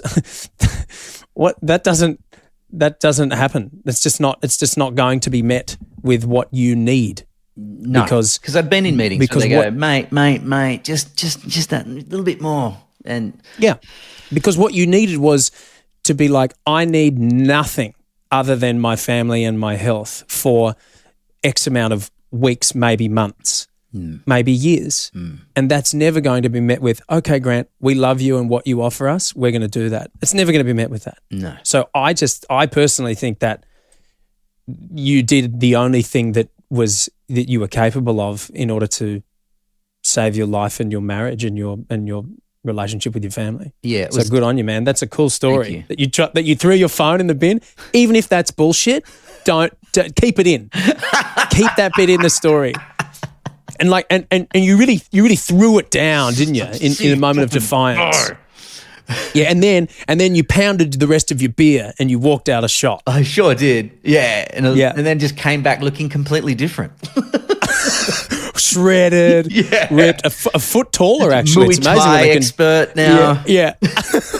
It's amazing the treatments they have in Thailand, completely transformed you. It was wild, man. It was a wild period. Yeah, but that's, and I think you learn more about yourself as your girls get older as well, which is cool. So that evolution only gets deeper and you learn more, which is awesome. So, but I think when you're talking before about you lose as you get older, when you're kicking out in the game, you need a certain amount of a narcissism to be able to move ahead or make a difference in life, right? How do I beat the person next to me, up the rung of the ladder? How do I get that job? How do I make myself a better employee so they want to give me, the promotion and Well, you kind of need a little bit of narcissism to have a healthy amount of drive to reach the top. Definitely. The problem is when you get older, you cast off a lot of that narcissism. A lot of those narcissistic drivers that you had that were a part of your initial want to be in a certain career or chase a certain dream kind of go away because you realize that narcissistic traits, don't serve you very well as you get older. So then they definitely don't serve your family. No, they don't. And I struggled when my kids came along because, I'd lived a bit of a Peter Pan life and I was selfish, because I'd made a call whilst I was, winning races in supercars and hosting TV shows. I'd sacrificed a lot to do that. I'd lost a lot of friends. My relationship with my family was not that strong. I was just unavailable for everyone. So after them calling you 4 or 5 times saying, hey, do you want to come to a birthday party or do you want to go out, for a meal? I was never around, never available. So they just stopped calling. So I became terrible at servicing friendships and relationships and even with family members. But that was to live the dream that I promised myself as little Grant as a kid, that was if you're going to make a go of this life and achieve something, then you're going to have to probably throw it all at the wall. But as you get older and as a kid comes along, I struggled with the early phase of having a kid going, hang on, this is a very distractive from my goals. My goals were this, and this. And I was very selfishly fucking going, who am I? Where am I in the importance thing? And you got to remember, right? When you're the dad, you don't have any tits. You've got nothing to offer that kid. You're not providing its life source. They only want their mum and they only want food, and I'm neither of those. So you said to me when we hung out at that Bryan Adams gig, you were like, man, I don't know how long ago that was, but you were saying, mate, there's going to be about 2 to 3 years where your relationship with your partner is just completely different, and that's the most positive word we can put, because you got fuck all to offer, so you better just provide. Yeah. And I was like, okay. Gee, that was a bit savage. You did right. Yeah. But and that's hard. That's hard. If you're an artist, you like to create, you like to put out music, you like to make podcasts, you like to, you know what I mean? Like it's, if you have a little bit of self-drive, which is a healthy thing, that's hard when a kid comes along. And you're right, your relationship, the dynamic does change, and it sort of comes back in, and it's different for everyone. I'm only speaking on behalf of what ours was like, but that first 3 years was hard. And as a dad, you got to remember when they're pregnant, they have all the hormones flooding through them that's giving them that ecstasy, that loving kind of, and again, I'm sure it's different for lots of different mothers, but they feel the connection with that child because they're being serviced with all those beautiful hormones that's making them feel that way. We don't have that, and we're visual creatures, right? So it's just the lump in your skin. Yes. And that's nice, and that's great. Oh, we're having a child. And even when the child comes out, oh, that's good, we've got a child. But again, that child wants nothing to do with me. But then when, I don't know if I told you this, when they start interacting back with you, whether it's they laugh at you or they recognize your face when you walk in the room or they start making noises towards you, that was really when the penny dropped for me, when fatherhood clicked. I completely agree, man. I had a hard time admitting this to myself, let alone to anyone else, especially to my wife, that I had a really hard time connecting with our daughter because of exactly what you say. I was doing my best to trying to muster up feelings, but until exactly as you say, she started to interact with me, that's when it all just kind of exploded for me. And my heart just kind of got burst open with this love for her. But I didn't feel that for the first few months. It was a while, especially not during pregnancy. And exactly as you say, we're just sitting there going, how are you? Do you need a foot rub? Are you okay? And whereas she is completely, deeply physically connected. She's creating this baby. She's there from the moment she knows that she's pregnant, which is almost certainly long before the test shows. She knows something's different. She's connected. Whereas we are, I don't know if some dads have a much easier time getting there, but for me, I felt ashamed about not being connected. To my child. I'd never heard anyone say that, and I felt really bad for thinking it, and I'm like, I was like, why? What's wrong with me? What's wrong with me? Yeah, and I thought, and you hear a little bit about that men can have postnatal depression as well, and I think I had something going on where it was just I wasn't feeling good. I wasn't thinking good. It was, I don't know if, I'm like, is it something as selfish as just my routine was disturbed, so therefore I had the shits with it? I don't think it was that. I was really struggling to connect, and I'd lost my partner. I'd lost my wife. I lost my best buddy. It was like a relationship breakup. She was a completely different person. Everything that we'd fallen in love with, every one of those character traits that we'd had together that made us fall in love with and bond were gone because she was playing a different role now. She was keeping a little human alive. I felt so abandoned and lonely and lost and with no purpose, and all those emotions just made me feel really shitty. And I completely agree. And I'm like, fuck it, I'm not even getting up 3 times a night. I might do some of them. Like, why am I shitty? And then I get shitty at myself for feeling shitty. Yeah. I think that, dude, I had the exact same thing. And I wonder how many other dads felt the same. And it's almost like you can't really feel very comfortable sharing this stuff and talking about it because, like, what the fuck do we have to complain about? We haven't just been through 9 months of being pregnant, massive hormonal changes, then labour, which, by the way, is the most transcendental experience that I've ever had, including the insanely life-changing mushroom journeys that I've been on. But and then giving birth, and then breastfeeding, and that connect. Like, we haven't been through any of that stuff. We've just been there watching. What have we lost? For me, we haven't lost our career. We haven't lost our bodies. We haven't lost, we've had to give all our hobbies away to raise this thing, or all our friendships. You're right. They're legitimate things, but it still didn't change the fact that it felt shitty. And I was angry. Yeah. I think I was angry. I was angry that I'd lost my best bud, my wife. This is where I think that is the point of those are little boy feelings. Yes. That we had to shed. That I am still going through and having these it's a journey of maturation, being like, that's how a little boy feels. And that's okay that I felt that, but I'm not a little boy now, I'm the dad, and I need to start acting like a dad. And that journey is not something that you can just turn on and become.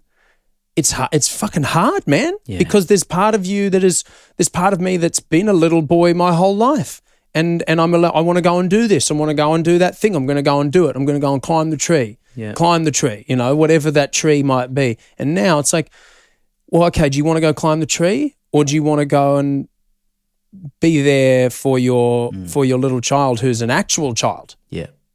And it's coming to terms with that's been so challenging, I think. It's like a sibling coming in and stealing the thunder almost, in a way. You know what I mean? Because you're right. I still see myself as a little boy. Yet this new littler thing has come along and stolen. Yeah. It's stolen all the attention, stolen my wife's time, stolen my love and my lover, and now and now those big dreams that we'd all been focusing on, those big career goals, didn't give a shit. No one cared about them anymore. And I was like, did anyone see the thing that I did? And they're still in survival mode, where they're trying to just, gently ease this little human life force into this world. Yes. And so why isn't everyone seeing what I did as amazing anymore? Yeah. And it's like, and the thing is, like, why should I completely resonate with that? And also, like, our partners, why should they give a fuck about what we've just done? Because they don't know what they're doing. We pretend like, because they grew the child, that they just know how to do it. They don't know how to do it. No. They're just like fumbling around in the dark on instinct. And obviously they, from our perspective, it's like, you are really good at this. I don't know about Chezzi, but my wife she's amazing, and I'm sure she's the same. Like, you go, wow, just to watch them mum, it's like, wow, this is incredible. And that's another thing that makes me feel like, fuck, I'm useless. I don't know how to do this. Yeah. I don't, but I climbed a tree. I did a thing. I did a thing. I dug a hole. I dug a hole. Exactly. And that fucking means nothing to them. Yeah, it means that's nothing. A tough period. That was a really, and we now know, because Chezzi's done a lot of work with this as an organisation, but she had a lot of postnatal anxiety, and I remember it just being pretty fucking frantic, and everything was stressful, and her behaviour was so different to what I was used to that I was extremely scared, really scared. And I was really scared that this was now the forever. I was really scared. And I'm gonna talk like a really selfish prick here. I was really scared that maybe my wife was broken by this experience. I'm only just trying to talk through my feelings at the time. I now know much better, but I was angry that my wife was struggling. I was angry that I couldn't help.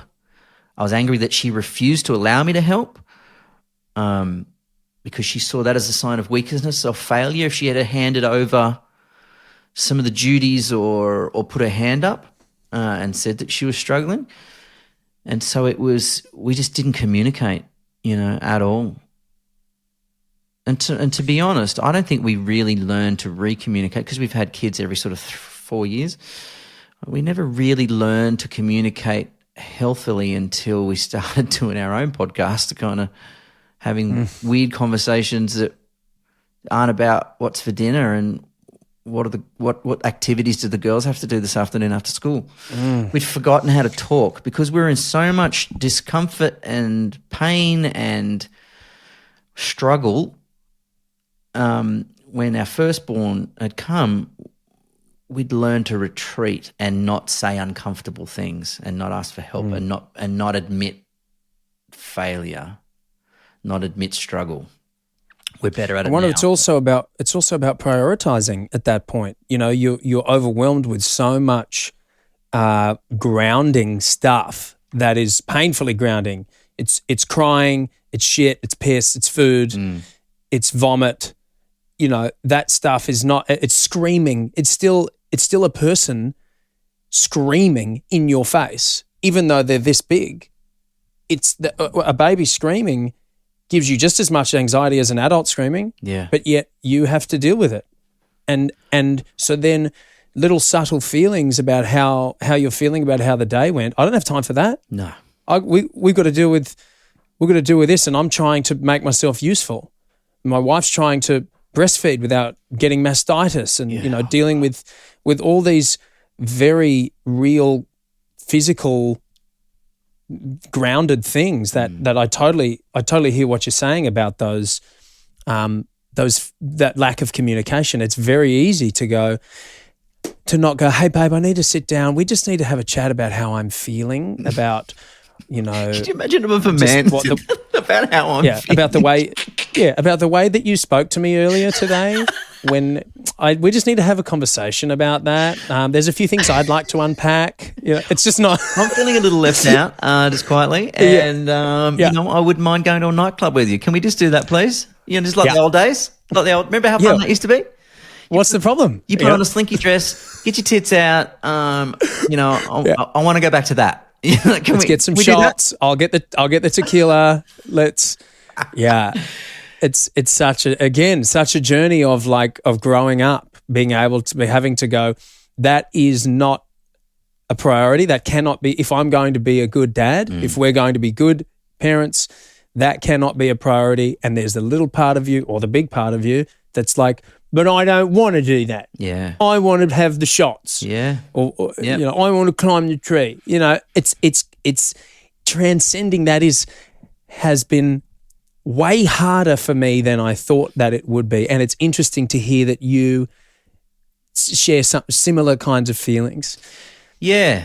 Yeah. It makes me feel much better about my shortcomings. Well, I had no one ever said it to me.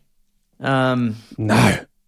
I knew nothing about this. And I think when I saw you and you were in the throes of that early period and I just something made me say that to you. And I don't know why. And we hadn't connected for donkeys, you know what I mean? And it just came out of me, and I don't know why I said that to you. And I thought about it afterwards, in the weeks afterwards. I thought, why did I say that to him? Maybe he's in this beautiful baby glow, and I've just gone in there and just said, hey man, if you're feeling this and this and this, that's that's okay. It's exactly what I needed to hear, man. Yeah, and it's, okay. And it's well, so good, funny. I'm glad. It really stuck with me, and it's something that dads don't talk about enough or don't even know about. No. So you saw the panic in my face, I think I did. Yeah. I think I did. Yeah, well, because what's funny for me, man, like my journey has been that I've gone too far the other way. I put too much emphasis on just being the best dad I can and have forgotten about all of my other aspirations, and I've kind of lost myself, and just become this version of me that's kind of boring and uninspiring, and like, who am I?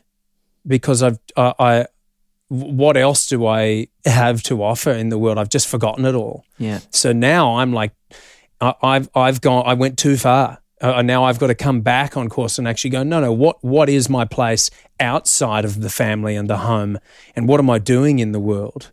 So for that's been the course correction that I've had to have in order to be a better partner and a better dad and just a man in the world, because I've just been hiding out in our house trying to make the family life comfortable, that I've forgotten my place in the world. I commend you on both actions. I commend you on putting your own interests aside and recognizing that this is a big deal.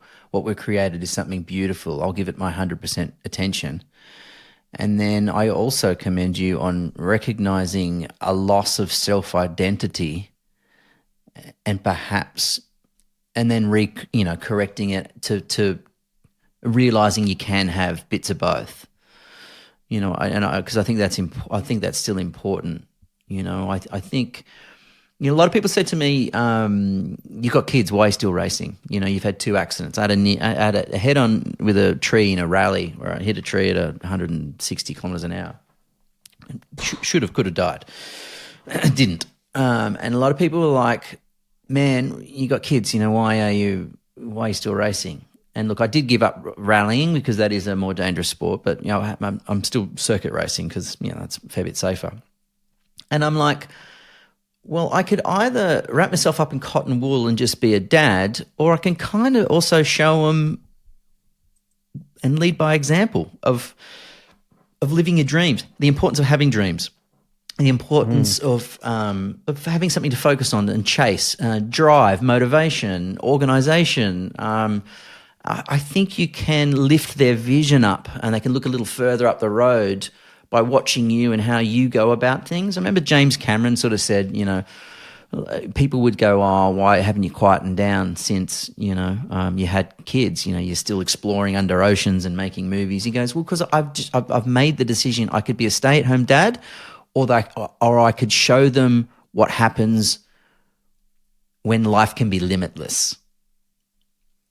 And I thought, well, that's an intriguing way of looking at it. There's credit. There's credit in both camps.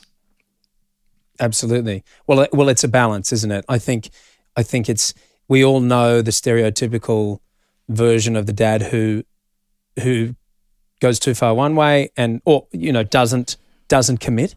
Yeah. Doesn't commit to being there and being available enough, and deadbeat dad. He's not around. Mm-hmm. He's still living out the little boy fantasies of I want to go and do this thing, so I'm going to go and do it. Even though I've got kids, who's an actual child who needs a role model, I'm still going to go and do it. And then there's the other direction, which I think I've kind of fallen in, where I've just gotten stuck, and needing to find a balance of being present and available, being a dad, and also showing your children and your family, leading the charge in how this is how I engage with the world, and these are the things that are possible when you engage with the world. It's a tough balancing act. Oh yeah, it is a tough balancing act, and I commend anyone who does either, whether you're a stay-at-home dad or if you are a guy who goes out and and has a career. I think they're both hard. Yeah, but I think, and I came from a broken home. My mum and dad separated when I was 12, and my dad lived 2 states away. So he was in Queensland and I was in, Victoria at that point. So I only got to see him a couple of times a year. And, that's very hard for a boy. He misses his dad and he needs that kind of fatherly figure, around. But, that wasn't easy because, you could see him a couple of times a year in school holidays, but that was sort of really about it. But then also just watching him, I learned a lot about how to go out into the world by watching him deal with others when he was doing it. Then I'd go up, he'd be still working, so I'd sort of go and sit in his office, or, I'd just watch him interact with other people, and, I'd attend some things with him, and I kind of watched how he interacted, and he impressed me how much effort he put into relationships with other people, how he made people feel, just how he communicated, how generous he was. So what I lacked in having him as a fatherly figure day to day, Monday to Friday, or 7 days a week, I got to see how he forged a career, and just how he built relationships, and how he had a lot of integrity. When he worked, people really enjoyed working for him and with him, and there were So I think you can still have a career and be a great dad. Absolutely, it's hearing you say that, like, it's funny. We've all got this. Any parent has this overwhelming desire to not damage our kids. Yeah, but you can't stop them from being harmed. It's just impossible. They're going to be harmed in certain ways, whether it's emotionally, physically, all of the above. And the interesting thing is, let's say your folks hadn't split up and had a happy, harmonious family, you probably wouldn't have paid as close attention to the way that your dad interacted with the world. And it was the fact that you didn't get to spend as much time with him that can be seen as a negative thing, but then that enabled you to observe him more closely and how he interacted with people and professionally, and the way he treated people. And and has shaped you into who you are now. So it's such a mind fuck, isn't it? You constantly want to protect your children, but you also need to know that you can't protect your children completely. You've just got to do your best to equip them with skills to deal with when they get fucked over, whether it be by us or by the world. Yeah. It's so true. You know, the one thing I used to be very, you know, I have a strong vein of perfectionism in me. You know, it's quite a crippling amount of perfectionism and such strong fear of failure, which is one of my least favorite qualities because, you know, unless I feel I'm going to be absolutely epic at it, I won't attempt it. Which is shitty. I have that exact thing, man. Yeah. It means you miss out on the great things that you never thought, you know, you go, well, I'm not going to try that because I don't think I'm going to be able to do that very well. So fuck it. I'm not going to do it. You might have attempted it. You might have absolutely loved it. It might have absolutely changed your life. Or something might have come in from the peripherals that you weren't expecting. And then you go with that rather than chase that aggressive dream that you've had for the last 10 years. You know, so one thing my dad taught me is, you know, in the fact that his relationship with my mum broke down and he's had previous partners and previous kids, but he has this beautiful open door policy where everyone's welcome at any time and he's maintained relationships with everyone. And the one thing he said, you know, is humans, we fail. Everyone makes mistakes. And there is no point beating yourself up over a mistake because they're going to happen and they're going to happen to you and they're going to happen by you. And forgiveness is all you need. Forgive yourself because failure is a part of life. And failure is, you know, when you think about it now, you know, is actually one of the greatest gifts in life. You know, think about it in a career choice. Maybe you absolutely fuck up, but maybe you weren't supposed to go down that road anyway. So maybe you fucked up and it's meant you've turned around and you've done a U-turn. Now you're off in that direction, which is the direction you should have been going all along. So they either prevent you from unnecessarily wasting time by going down, you know, in the wrong direction, or, you know, they just end up being a gift that never really feels like a gift at the time, but only in retrospect later on you realize actually was the greatest possible outcome. Yeah, man. See, that's a nugget of gold that you just are not taught in school. And in fact, I think in the schooling system, we're taught kind of the opposite because you get reprimanded for failing. Yeah. Whereas I think that lesson is a lesson that really has to come from the parents, from the family, that embracing the failures because they are teaching you things. They are not something to be feared. They are not something to be ashamed of. You cannot not fail in life. Yeah. And when you embrace that, but we're a winning culture, right? You know, the winner gets all. The grind culture. Whoever goes after it harder. You know what I mean? Like it's just we have so much celebration for success. We don't put the same emphasis on the losses. But any great athlete will always tell you, you know, it's like LeBron or Michael Jordan, you know, you learn more from your losses than you do your successes. And it is so true. You absolutely do. So you can't be afraid of failure because you won't attempt. And and we've all heard that before. You've seen that on a meme. Yeah. You know, don't be all that stuff. Don't be afraid of failure. But you have to actually get that. Like even with this podcast, I have put off doing a podcast for a long time. And then I had a conversation with a mate and he was like, oh, I'm going to do a podcast. And he was like, yeah, when? And I was like, what? Oh, soon. Yeah, I'm lining it up soon. He goes, yeah, exactly when are you going to do it? And I kind of didn't have an answer. And then he said to me, look, man, I got a challenge for you. Give yourself a date, like a week's time, and I challenge you to put out the shittest podcast that's ever existed. and he goes, but just put it out. Make it the shittiest podcast that's ever been there, because he saw in me exactly what you were just talking about, the crippling perfectionism.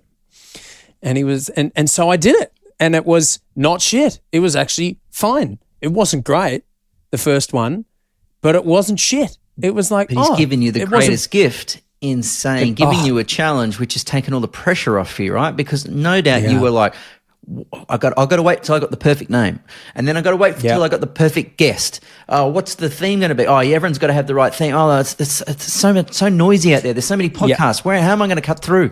What am I going to video it? Am I going to just have audio? What platform am I going to be on? I'm going to wait till all those and they never go. No. Yeah, and see this green door that pisses me off. Why have I not painted the door? That's a soundproofing door behind me. It's a solid core door that I've installed, but now I haven't painted the fucking thing, and I've got this turquoise door that's really loud and it doesn't fit with the aesthetic of the room. I liked it. It's nice. It's soft. Well, I'm glad you liked it, Grant, but it annoys me and it's ruined the podcast. But that's the only reason I'm doing my podcast is because my wife doesn't have crippling perfectionism syndrome and has the balls to go, well, let's just give it a go. And I was like, hang on, what do you mean just give it a go? As if we just record, we just start talking without any organisation. Yeah, my wife's the same. She's like, babe, let's just do it. We're going to renovate the kitchen. I'm like, what do you mean we're going to renovate the kitchen? She's like, yeah, we'll just give it a go. We'll just do it. I'm like, I don't know how to renovate a kitchen. I can't do this. And then we do it. And it turns out really good. And I'm like, fuck, she's really good. It's nice to have women who can give us a good kick up the ass. But the frustrating thing is it's like, yeah, but guess who's going to be the one who has to learn all the intricate details and get everything right? It's going to be me, isn't it? Because you're just going to like hit go and the accelerator's on the floor and we're going. Yeah. And now I have to figure out how to get us there properly. You know what? And fix all the problems. I fucking hate it that they can do that because I'm so jealous that they can. I wish I could just go, you know what, we're going that way. Like I remember once we had to buy a mattress and I've gone in and there's fucking 800 of them in this mattress store and I'm like, all right, I've got to lie on every single one and because this mattress is now for life and I don't want to bloody put my back out. I don't want to have a bad sleep and I don't know if dust mites are a problem. So what is it going to have latex in it? Or what, mate? And she's just laid on the first one. She goes, this one will do. And I'm like, whoa. This is my money and you can't throw it away. You've been on there for 15 seconds. Yeah, you just bloody willy-nilly buying random mattresses. You don't know what this is made of. You don't know what you're getting yourself into. How many coils are in this thing? You don't even know. And mate, we bought that mattress and you know what? She was bloody right. It's the best mattress I've ever owned. That bitch. Yeah. Fuck, man. It's a fascinating dynamic, isn't it? Like, it drives you crazy. But that perfectionism thing is, I share that too, mate, and it hurts. Yeah, and I wonder if that's going to be more prolific, for our kids. I wonder if Instagram adds to that. I wonder if that, keeping up with the Joneses of, we're all can see each other, what we're doing, what we're wearing, where we are, what our job is. We can see each other in real time now on our devices. I wonder if that's only going to make it worse. I don't know. I think it is. I have this theory on that. I think that. So here's my theory. It's typical that people who are in a similar state of health, physical health, will be attracted to and procreate with similar people. So it's rare that someone who is very fit and healthy and eats good food and works out and is strong will fall in love with and get married to someone who is very overweight and unhealthy and eats complete shit. It's rare. Mm-hmm. So those genes aren't going to mix and be passed on with each other. So it's like, my theory is there's this section of the population that is going to excel and there's this other chunk of the population that is not, because it's like that survival of the fittest kind of thing. Mm-hmm. I also have that theory around, I wonder if that will happen with our relationship with technology. And I wonder if there are going to be chunks of society and population that become aware of the damage that certain technologies are doing to us and create societies and ways of living where they are they know where the sweet spot is. Yeah. And they cut off from where it is causing the damage. And they live in a manner that is kind of more Amish. Yeah. Obviously not that intense, but more in touch with what we were talking about earlier, those subtle energies of themselves and each other, and are in touch with each other and what people need. And hey, Grant, do you need some time off work because we can tell that we're driving you crazy, instead of ignoring that kind of thing. And then there's going to be the rest of the population that just keeps going down the rabbit hole of technology and gets consumed by it to the point where that attention span is not 8 seconds, it's 30, it's a fraction of a second. And we're just completely manipulated. That's my theory. A really interesting point. And I think I agree.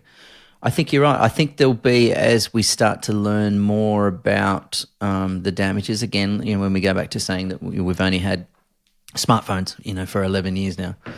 I think as we start to become more aware of the damage that it does to your brain, to your central nervous system, to anxiety, you've only got to look at, the incidence of anxiety, in the kids these days, and depression and so many complex other issues, that I think there will be a pushback at some point. I think there'll be a reasonable great awakening where we realise the damage that it's doing, and I think that's probably not too far away. And you're right, I think some will go back to a more hippie-style life, where it's a little bit more tech-free and a little bit more living off the land and a little bit more going back to basics. Yeah, I certainly find that as I'm getting older, I'm becoming more spiritual, and I'm kind of looking for more answers, and I think that I've never been a greatly religious person, but I'm definitely finding some little gems that religion has, and I'm just trying to I'm trying to scan. I'm scanning everything, trying to find the right little bit and trying to piece it all together as to how to live my life. But I reckon you're right. I reckon there'll be some pushback. Some people will be making some left turns and moving away from that. And you can sort of see the divide now in what our devices do us by when you just look at the US elections, right? So you go, why is everyone so hard left and hard right now? Why is there no middle? And you go, because you're getting all your information from your smartphone. Your smartphone is designed to keep you engaged. So if you're resonating with some ideas that are on the left, your phone's going to start sending you more stuff on the left because it knows you like it. You're lingering longer on those stories. It's going to send you more to keep you engaged, only for the purpose of keeping you engaged. It doesn't care about how it is affecting you. It doesn't care if you need a break. It doesn't care if it's only balanced. Cares. Yeah. So if it just I'm cares on the about right, keeping your eyes on it. and I'm stopping on things that are a little bit more right, maybe it's gun control, maybe it's just Trump stuff, maybe it's border, immigration. But my phone has decided that that's what I like, so it's sending me more right. So I think what's happening now in America, the reason why everyone is so polar opposite and the divide has never been clearer or more aggressive, is that because we're just not getting as much diversity of opinion because our phones know what we want and it's just serving that up only. Yeah, where it's actually, the irony is it's called social media, but we're less social than we've ever been. And it's narrowing your opinion, not broadening it. Yeah. So my grand hope was that it might broaden your opinion, and maybe it does to a degree. But I think when you look at the political aspect of social media, it's narrowing where you are. Yeah, it definitely is. I mean, and as you said, like you have to be very conscious of curating your own feed of information if you want to broaden the information that you're getting. You have to go out of your way to find alternate views to get a broader perspective on topics than your phone, because your phone will only give you singularity concepts. Yes. Because it's just an algorithm. It's just learning what you like. But you have to go out to find alternate opinions. Yeah. And it's the Wild West. It's very interesting because a lot of that's quite similar with a lot of mainstream media too. There's a curated feed of what is appropriate. Yep. And outside of that is not to be talked about. That's true. But if you check it out yourself, you can really go, wow, hang on, things are not as they seem. And there's chunks of people who are happy to be led, and they don't even know that, but that's how they want to live their life. Yeah. Just unconsciously being told what to do and being led. And then there's other people that refuse that, and they will research things. And because we have the internet and you know, social media and podcasts and so many different avenues to get information, you can really start to kind of lift the veil on so many things. And it's quite frightening because you realize things are not as they seem. Things are not the way that we were told they were. See, most people don't see agenda anywhere. They don't know that wherever they're going for their information has a predetermined agenda, whether that agenda is based on their political alliance or those who are funding that media or organisation. People just aren't aware that that's a thing. And no, that's you've only looked at the whole world was just locked down for 3 years there for a while, and Yeah, how did that happen? Like, I just think my theory on that is that it kind of comes from, you know, again, when we were that little child within us. When you're a child, the authority figures are mum and dad or whoever's raising you, and you trust them. You just have to. You have no choice, or you die. Yep. You know, so it's not a choice. It's not a thought for a child. It's just what happens, and you'd want to hope like hell that they have your best interest at heart. And usually they do. Sometimes they don't. That's really dark. But usually mum and dad or the people that are raising you do have your best interest at heart. And then the next place is school. And there's teachers and there's principal and there's other authority figures. Now there's less chance that they have your best interest at heart. You hope that they do. And because the people that you've trusted in the past to have your best interest at heart are your mum and dad, or that you just know have your best interest at heart, well, you kind of transfer that onto your teachers. But maybe you're wrong, because there are some shitty teachers out there. And then the next one is you go into the workforce. You got a boss, and you kind of just put this trust onto them that they have your best interest at heart. But guess what? Sometimes they don't. A lot of the time, they don't give a fuck. No. And then it's also the same thing with the government. And then whoever's, you know, you can keep going up the chain of command. But I think that a lot of people never get to that point where they transcend that childlike way of thinking that the world has my best interests at heart, right? Yeah. You know, they care about me, right? Like, you know, Big Pharma with creating things like OxyContin and stuff. They care. They're doing this to take care of me, right? No. And as soon as you open that can of worms, the worldview can be completely shattered, and it's fucking scary. Yeah, it is. But I think as scary as that is, I think that's a healthy thing to do. You know what shits me so much is when you look at Victoria, some of the most aggressive and long lockdowns and policies surrounding, that whole COVID period, and everyone in Australia was going, just trust the science, trust the science. And then now they go, well, where'd you get the science? Well, we just copied America. Well, hang on a second. You just told us all to trust the science. You guys weren't even fact-checking it. You just got it from what those guys were doing over there. And then no one was going, well, what if they don't have it right? And as it turns out... Well, there were people who were saying that, but they were told to shut the fuck up.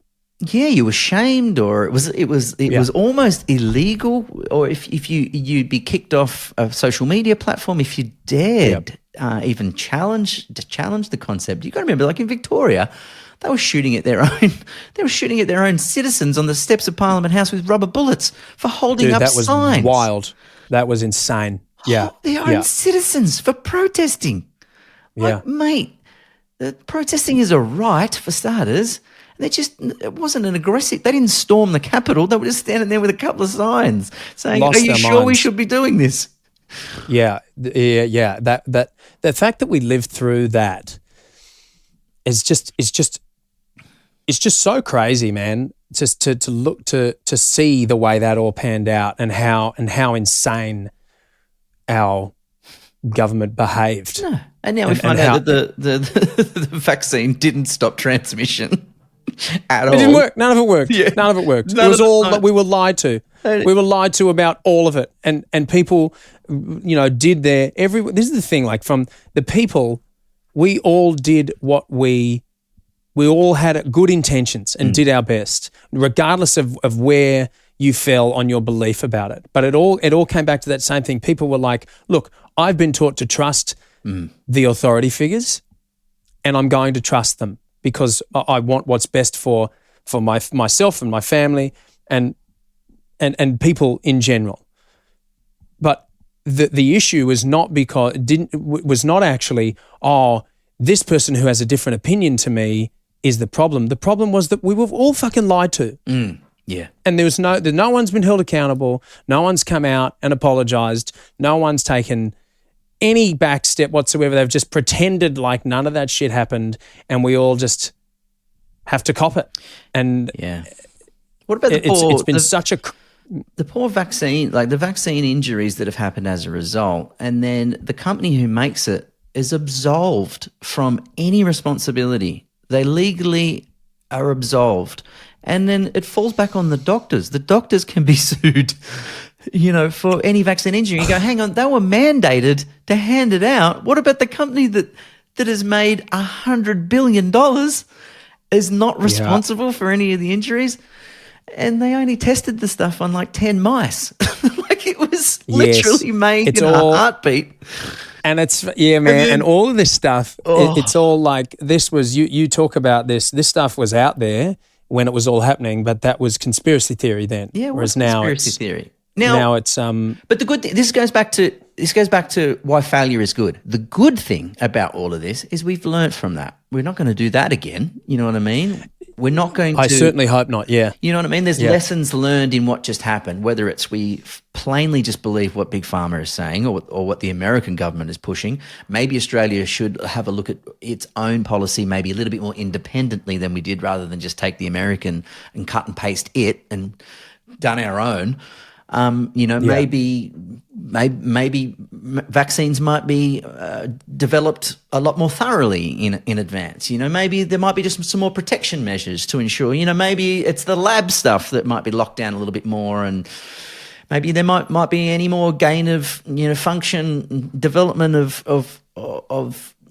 cold and flus. Messing with viruses. Maybe that'll be shut down. So whilst the whole thing has been horrible, I certainly hope for the good of humanity that people, I think primarily are good, and good is certainly more powerful than evil in this world. I certainly hope that's the case. And I think that we learn from that horrific period, and hopefully some of those things don't happen again. Well, I definitely agree with you. And you touched on it before, talking about like a period of awakening when we were talking about technology. I mean, look at what's going on right now. You and I are having an open discussion about this and trying to make sense of it. Now, you can guarantee that that's happened all over the world. I mean, we know it has. We know that there are a lot of people out there who went, okay, we were lied to. We were told one thing and the opposite is what has come out to be true. Whether you felt that from the beginning or you've only just discovered that, it's not the point. The point is, as a society and as a group of people, we are far more powerful and important than these people that are telling us what to do. And as long as we can learn from that and actually have conversations with each other and go, hey man, you figured that out too, didn't you? You're actually paying attention to that, aren't you? How do you feel? What makes sense to you? This awakening is happening. Well, we couldn't do this on YouTube. When would we have? We couldn't do that. We could have done this on Twitter. You couldn't have done this on Facebook. You would have been banned. So that's, again, we went nuts in that period, man, where any alternate view from the government narrative was black banned and shamed. You could have lost your job for saying what we're saying now. Like, that's how crazy it got. And now we all look back and go, well, we went a little bit wild then, didn't we? We kind of maybe overreached a little. We went straight into communist China policy, where no one can say anything, against. No one can have an ulterior concept or thoughts. But as everyone knows, the best ideas are the most explored, where you bring in and you chat. It's like science, right? Science is only great because it's constantly challenged. If you have a theory, then you bring that theory, you think it might be right, you've tested it, it seems to be right, then you bring in everyone else who bashes that theory around until it is sound, until it's absolutely locked down and it's proven to be. That's how we move forward. That's how you improve as a human race. Not this, sorry, you have an alternate view. Well, you've been sacked, or you can't turn up to work tomorrow, or you've been kicked off social media. Like, what the fuck? We went crazy. Crazy, man. Absolutely. You're absolutely right. And I agree with you in that we have definitely learned. I believe this is a prime example of pain is growth. And we are going through a period of growth as a society and as a species, and we are going through a period of growth of consciousness. And it is just like when you witness the birth of your child, that is a painful and intense experience until we come out the other side and you're like, oh wow, there's a new life here. What a journey that is. It's not all sunshine and rainbows. Fuck, man, it is wild. So, and I think that this is a macro version of that in society. We are growing, and it's fucking painful because we have got to learn things about the systems that we've created and the way that we consume information, and we can be manipulated. We've got to learn that the hard way in order to be able to know what we've been doing wrong and know to actually talk to each other and trust each other rather than just trust whoever's telling us what to do. And I think that's where 2020 in those 3 years will be looked back on as a gift, that it made us contemplate where we get our information from, but it also made us think about what it is we want and how we want to be led and who leads us and what does that look like. And I think that'll shape the way elections move forward and the way politicians work moving forward. Yeah, so I think whilst we're still in that not afterglow, but that painful period after having to endure what we endured. I think evolution dictates that it must improve. So for evolution to survive, it has to get better. My general feeling is that the world is always, it might be snaking a little bit or zigzagging, but it's always trying to get to a better level of itself. I think that's just how evolution works. Yeah, well, I agree with that. There either won't be evolution, which is death, or it will evolve. And the reality of it is this could be a multi-generational process that you and I may well be long dead before the calm place of enlightenment as a society is actually happening. It may happen in the next 10 years. Mm-hmm. It may happen in the next 2 years. It may take 80 years. It may take way more than that. You think about how societies have changed and evolved over the past 2,000 years.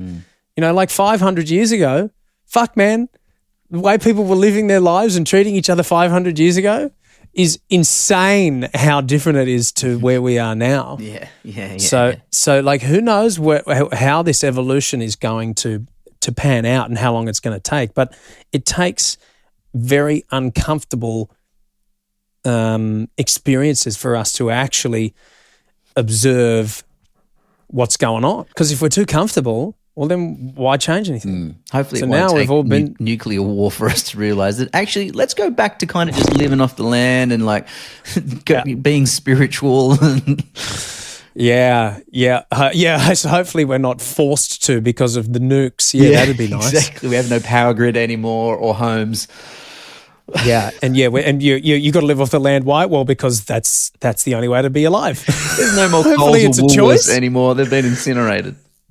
Yeah, well, at this rate, they will be incinerated because no one can afford to shop there. Yeah, exactly. I was thinking about putting a glass house the other day. I'm like, I think I'm going to have to start growing my own vegetables. Dude, I was even thinking like I never thought that I'd come to this, but I saw there was a an ibis, aka a bin chicken, wandering around the backyard, and I was looking at it going, geez, there's a fair bit of meat on one of those. You've gone full caveman. I know. I was thinking, someone was telling me the other day that there's a restaurant on the Central Coast, I think it is, that has been shut down twice for serving ibis and saying that it's chicken. Oh my God. And at first I was like, wow, that's pretty shitty. And then I realized, you know what's probably better for you than factory farm chicken? Yeah, that's just if someone's actually gotten wild, free range, organic ibis. And that ibis probably goes healthier. to a bin in the city and it's eating someone else's, kale salad. It's probably eaten pretty good.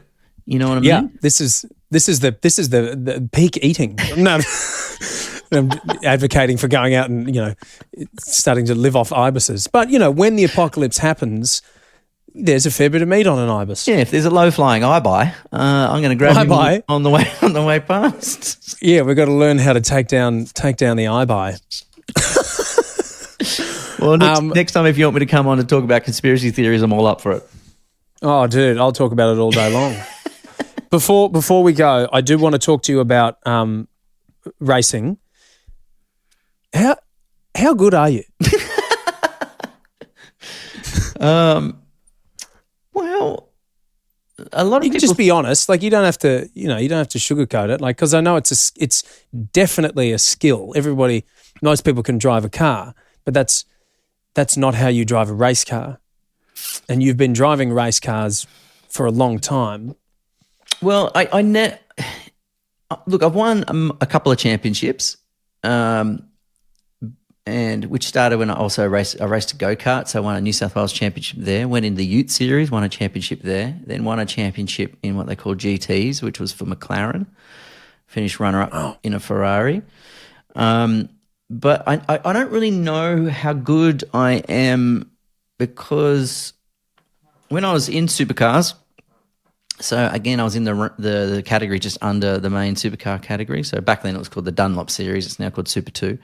So I was winning races in that for Dick Johnson Racing. And then he said to me, this isn't about 2009. He said to me, you know what? He goes, you're good enough to be in the main game now.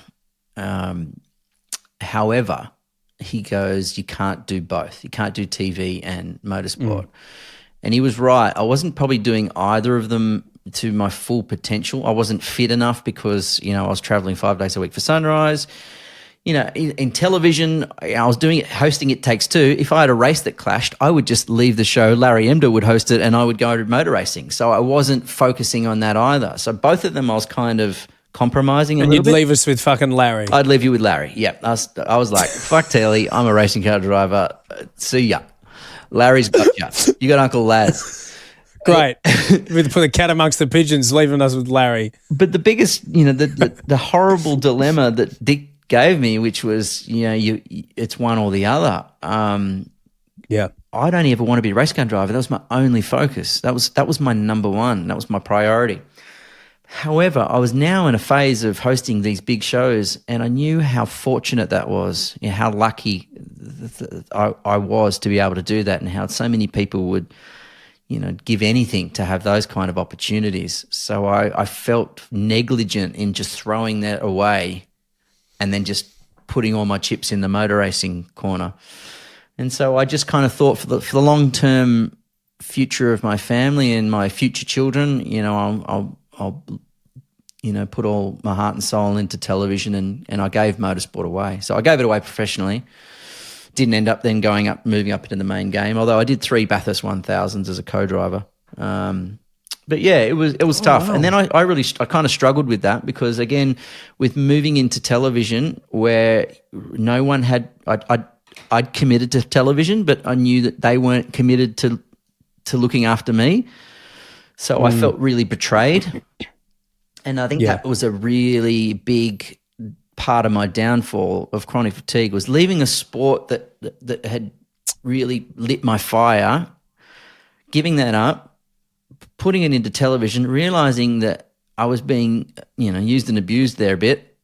And then I kind of had nothing, felt like I had nothing to live for. So that was the That was the juggle, which I'm sure it happens with a lot of athletes who, you think of any professional athlete at whatever high level, and I wasn't at the highest level, but them walking away from the sport must be such a complex, emotional and, risky thing for their mental health. Absolutely. Well, because it seems as though you have to have, there's two things you have to have. And it sounds from what you've described to me that you had the first one, which is like you have to have a certain degree of natural talent. I definitely had that. Yeah. So if you don't have that, no matter what your sport is, you can train your ass off, but it has to be the two things. You have to train your ass off and you have to have a certain amount of natural talent. Now, there's people that are going to train harder than others, which means they're going to potentially be better than others. But if someone has a little bit more or a lot more of that natural talent, then they can get away with less training, but they can't get away with no training. No. And see, I had the talent, but I didn't have the work ethic on it, which was partly interrupted by the fact I had, a TV career going on when everyone else at that level of the motorsport that was their sole focus. Some of them had jobs, some of them were just training to be, an exceptional racing car driver. But yeah, I didn't have the application. Well, so that's interesting then. So you were at that point, that crossroads, and I wonder if you'd put all your eggs in the motorsport basket and just where you would have gotten to, because you were obviously at that point where you were in that tier of the guys that made the decision to completely commit to that. Yeah, my wife points this out a lot. If I got supercars in the background, she'll see someone win. She goes, "Oh, you were beating him when you were racing," and I was like, "Yes, I know." Yeah, it's like what do you want me to go and do the because I want to. Yeah. It was a tough decision, that one. Yeah, I bet. But so here's the big question is, how good are you at Mario Kart?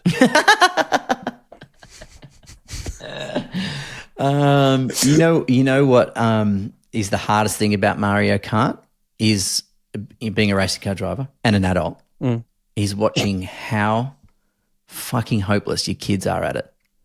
Like that kills me. When they're just bouncing off walls, they don't know where they're going. I'm I was watching it. I'm like, oh my god, you're so bad at this, and it hurts my heart. Yeah, it's like you got no idea what you're doing. You break into the corner for fuck's sake. Yeah, corner's going left. Yeah. Always protect yourself. Hold the shell behind you at all times. You got Stay off the grass. Throw it. Yeah. Collect the coins. They're right there. Yeah. It's slower if you go off the track. Yeah. This is basic Mario Kart 101, I would love to I'm ashamed at how good at Mario Kart I am. Oof. Yeah, and I know it sounds like I'm talking a big game, but I'll play online. I haven't for a long time, but I've still got it. I play online against these Japanese kids who've got just superhuman skill and can actually win from time to time, which that was the moment when I was like, okay, this is a bit of a... You should have gone pro. It's a bit of an issue. Yeah, pro Mario Kart. I'll just be streaming playing Mario all the time. Do you have any views that'd get these days? It probably would do all right, wouldn't it? Yeah. But it's made... I've never been go-karting and I really want to actually go-karting in real life. So we should do it sometime. Really good fun, man. Yeah, I'd love to take you. And then I can show you some lines. You follow me around. I'll show you how to go quick, and then you can take your mates and clean them up. Beautiful. Yeah, beautiful. I'll bring the red shells. and Bet you could actually do that. Just tossing stuff over your shoulder. So brutal. Like punching people awesome. as you drive. It'd be so good. It'd be so good. I've been chatting with Ben Gillies from Silverchair the other day, and he invited me to be a part of his little group. They call them the Lils, because he's only a little bloke, and his missus she's quite tall, and so they call him Little Bean because he looks like a Mexican because he's got like a mo and a beard, and so he's actually called me Lil Mario because I race cars. That's great. Let's go. So you've got your own club. Yeah, the Lils. Who else is in the Lils? I don't know. I think it's just his mates. I haven't met anyone yet. Okay. That's awesome. I don't know how formal this club is. I don't know if we've got a secret handshake or anything yet.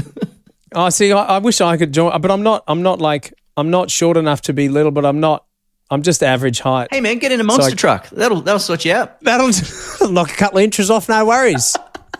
Just shatter a couple of vertebrae. Yeah, the trauma from the recovery is not fun, but you'll get through it. Fuck, man.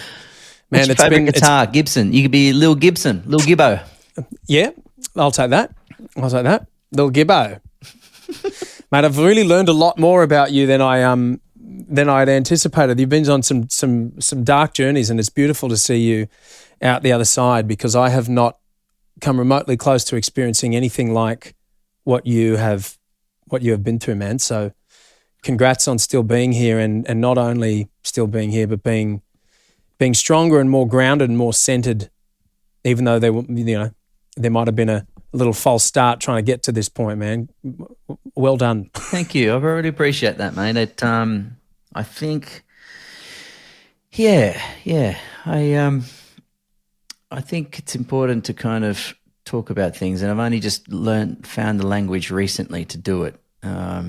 And every time I do it, a little bit more of me heals, and you just never know whether I've also been part of the problem, right? Of pretending to be glossy and like everything's perfect, and you kind of, if you had an image of what made it looks like, I don't know, maybe that looks like me.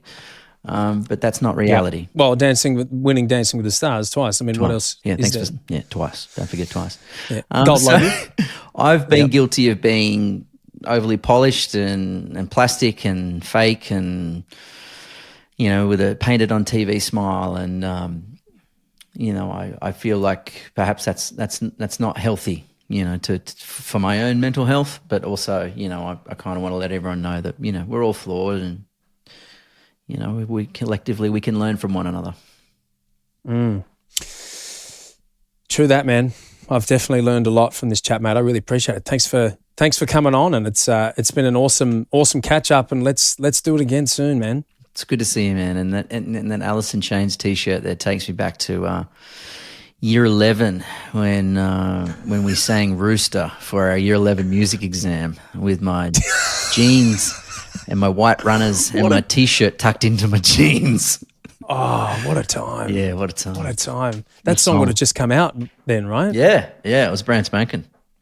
Fuck. Yeah, that was wild. For music. I don't know why my career as a rock star never took off with my T-shirt tucked into my jeans and my white runners. I was like full Seinfeld spec, man. Well, there's still time. We can fix that. I got a C+. Yeah. The night is young. Don't worry. We can. I did terrible in music as well, and I'm still trying to be a musician. So well, I heard your voice, mate. You're bloody songbird of our generation. It was glorious to see you on stage. Yeah, you've come a long way. It's a real gift you've got, and don't hide that gift, man. Don't lock that away. Thank you, man. Appreciate it, man. Well, I'll get you up on stage and we can rock out together after we've been go-karting. Righto, brother. Pleasure. Thanks for having me on. Cheers, man. See ya.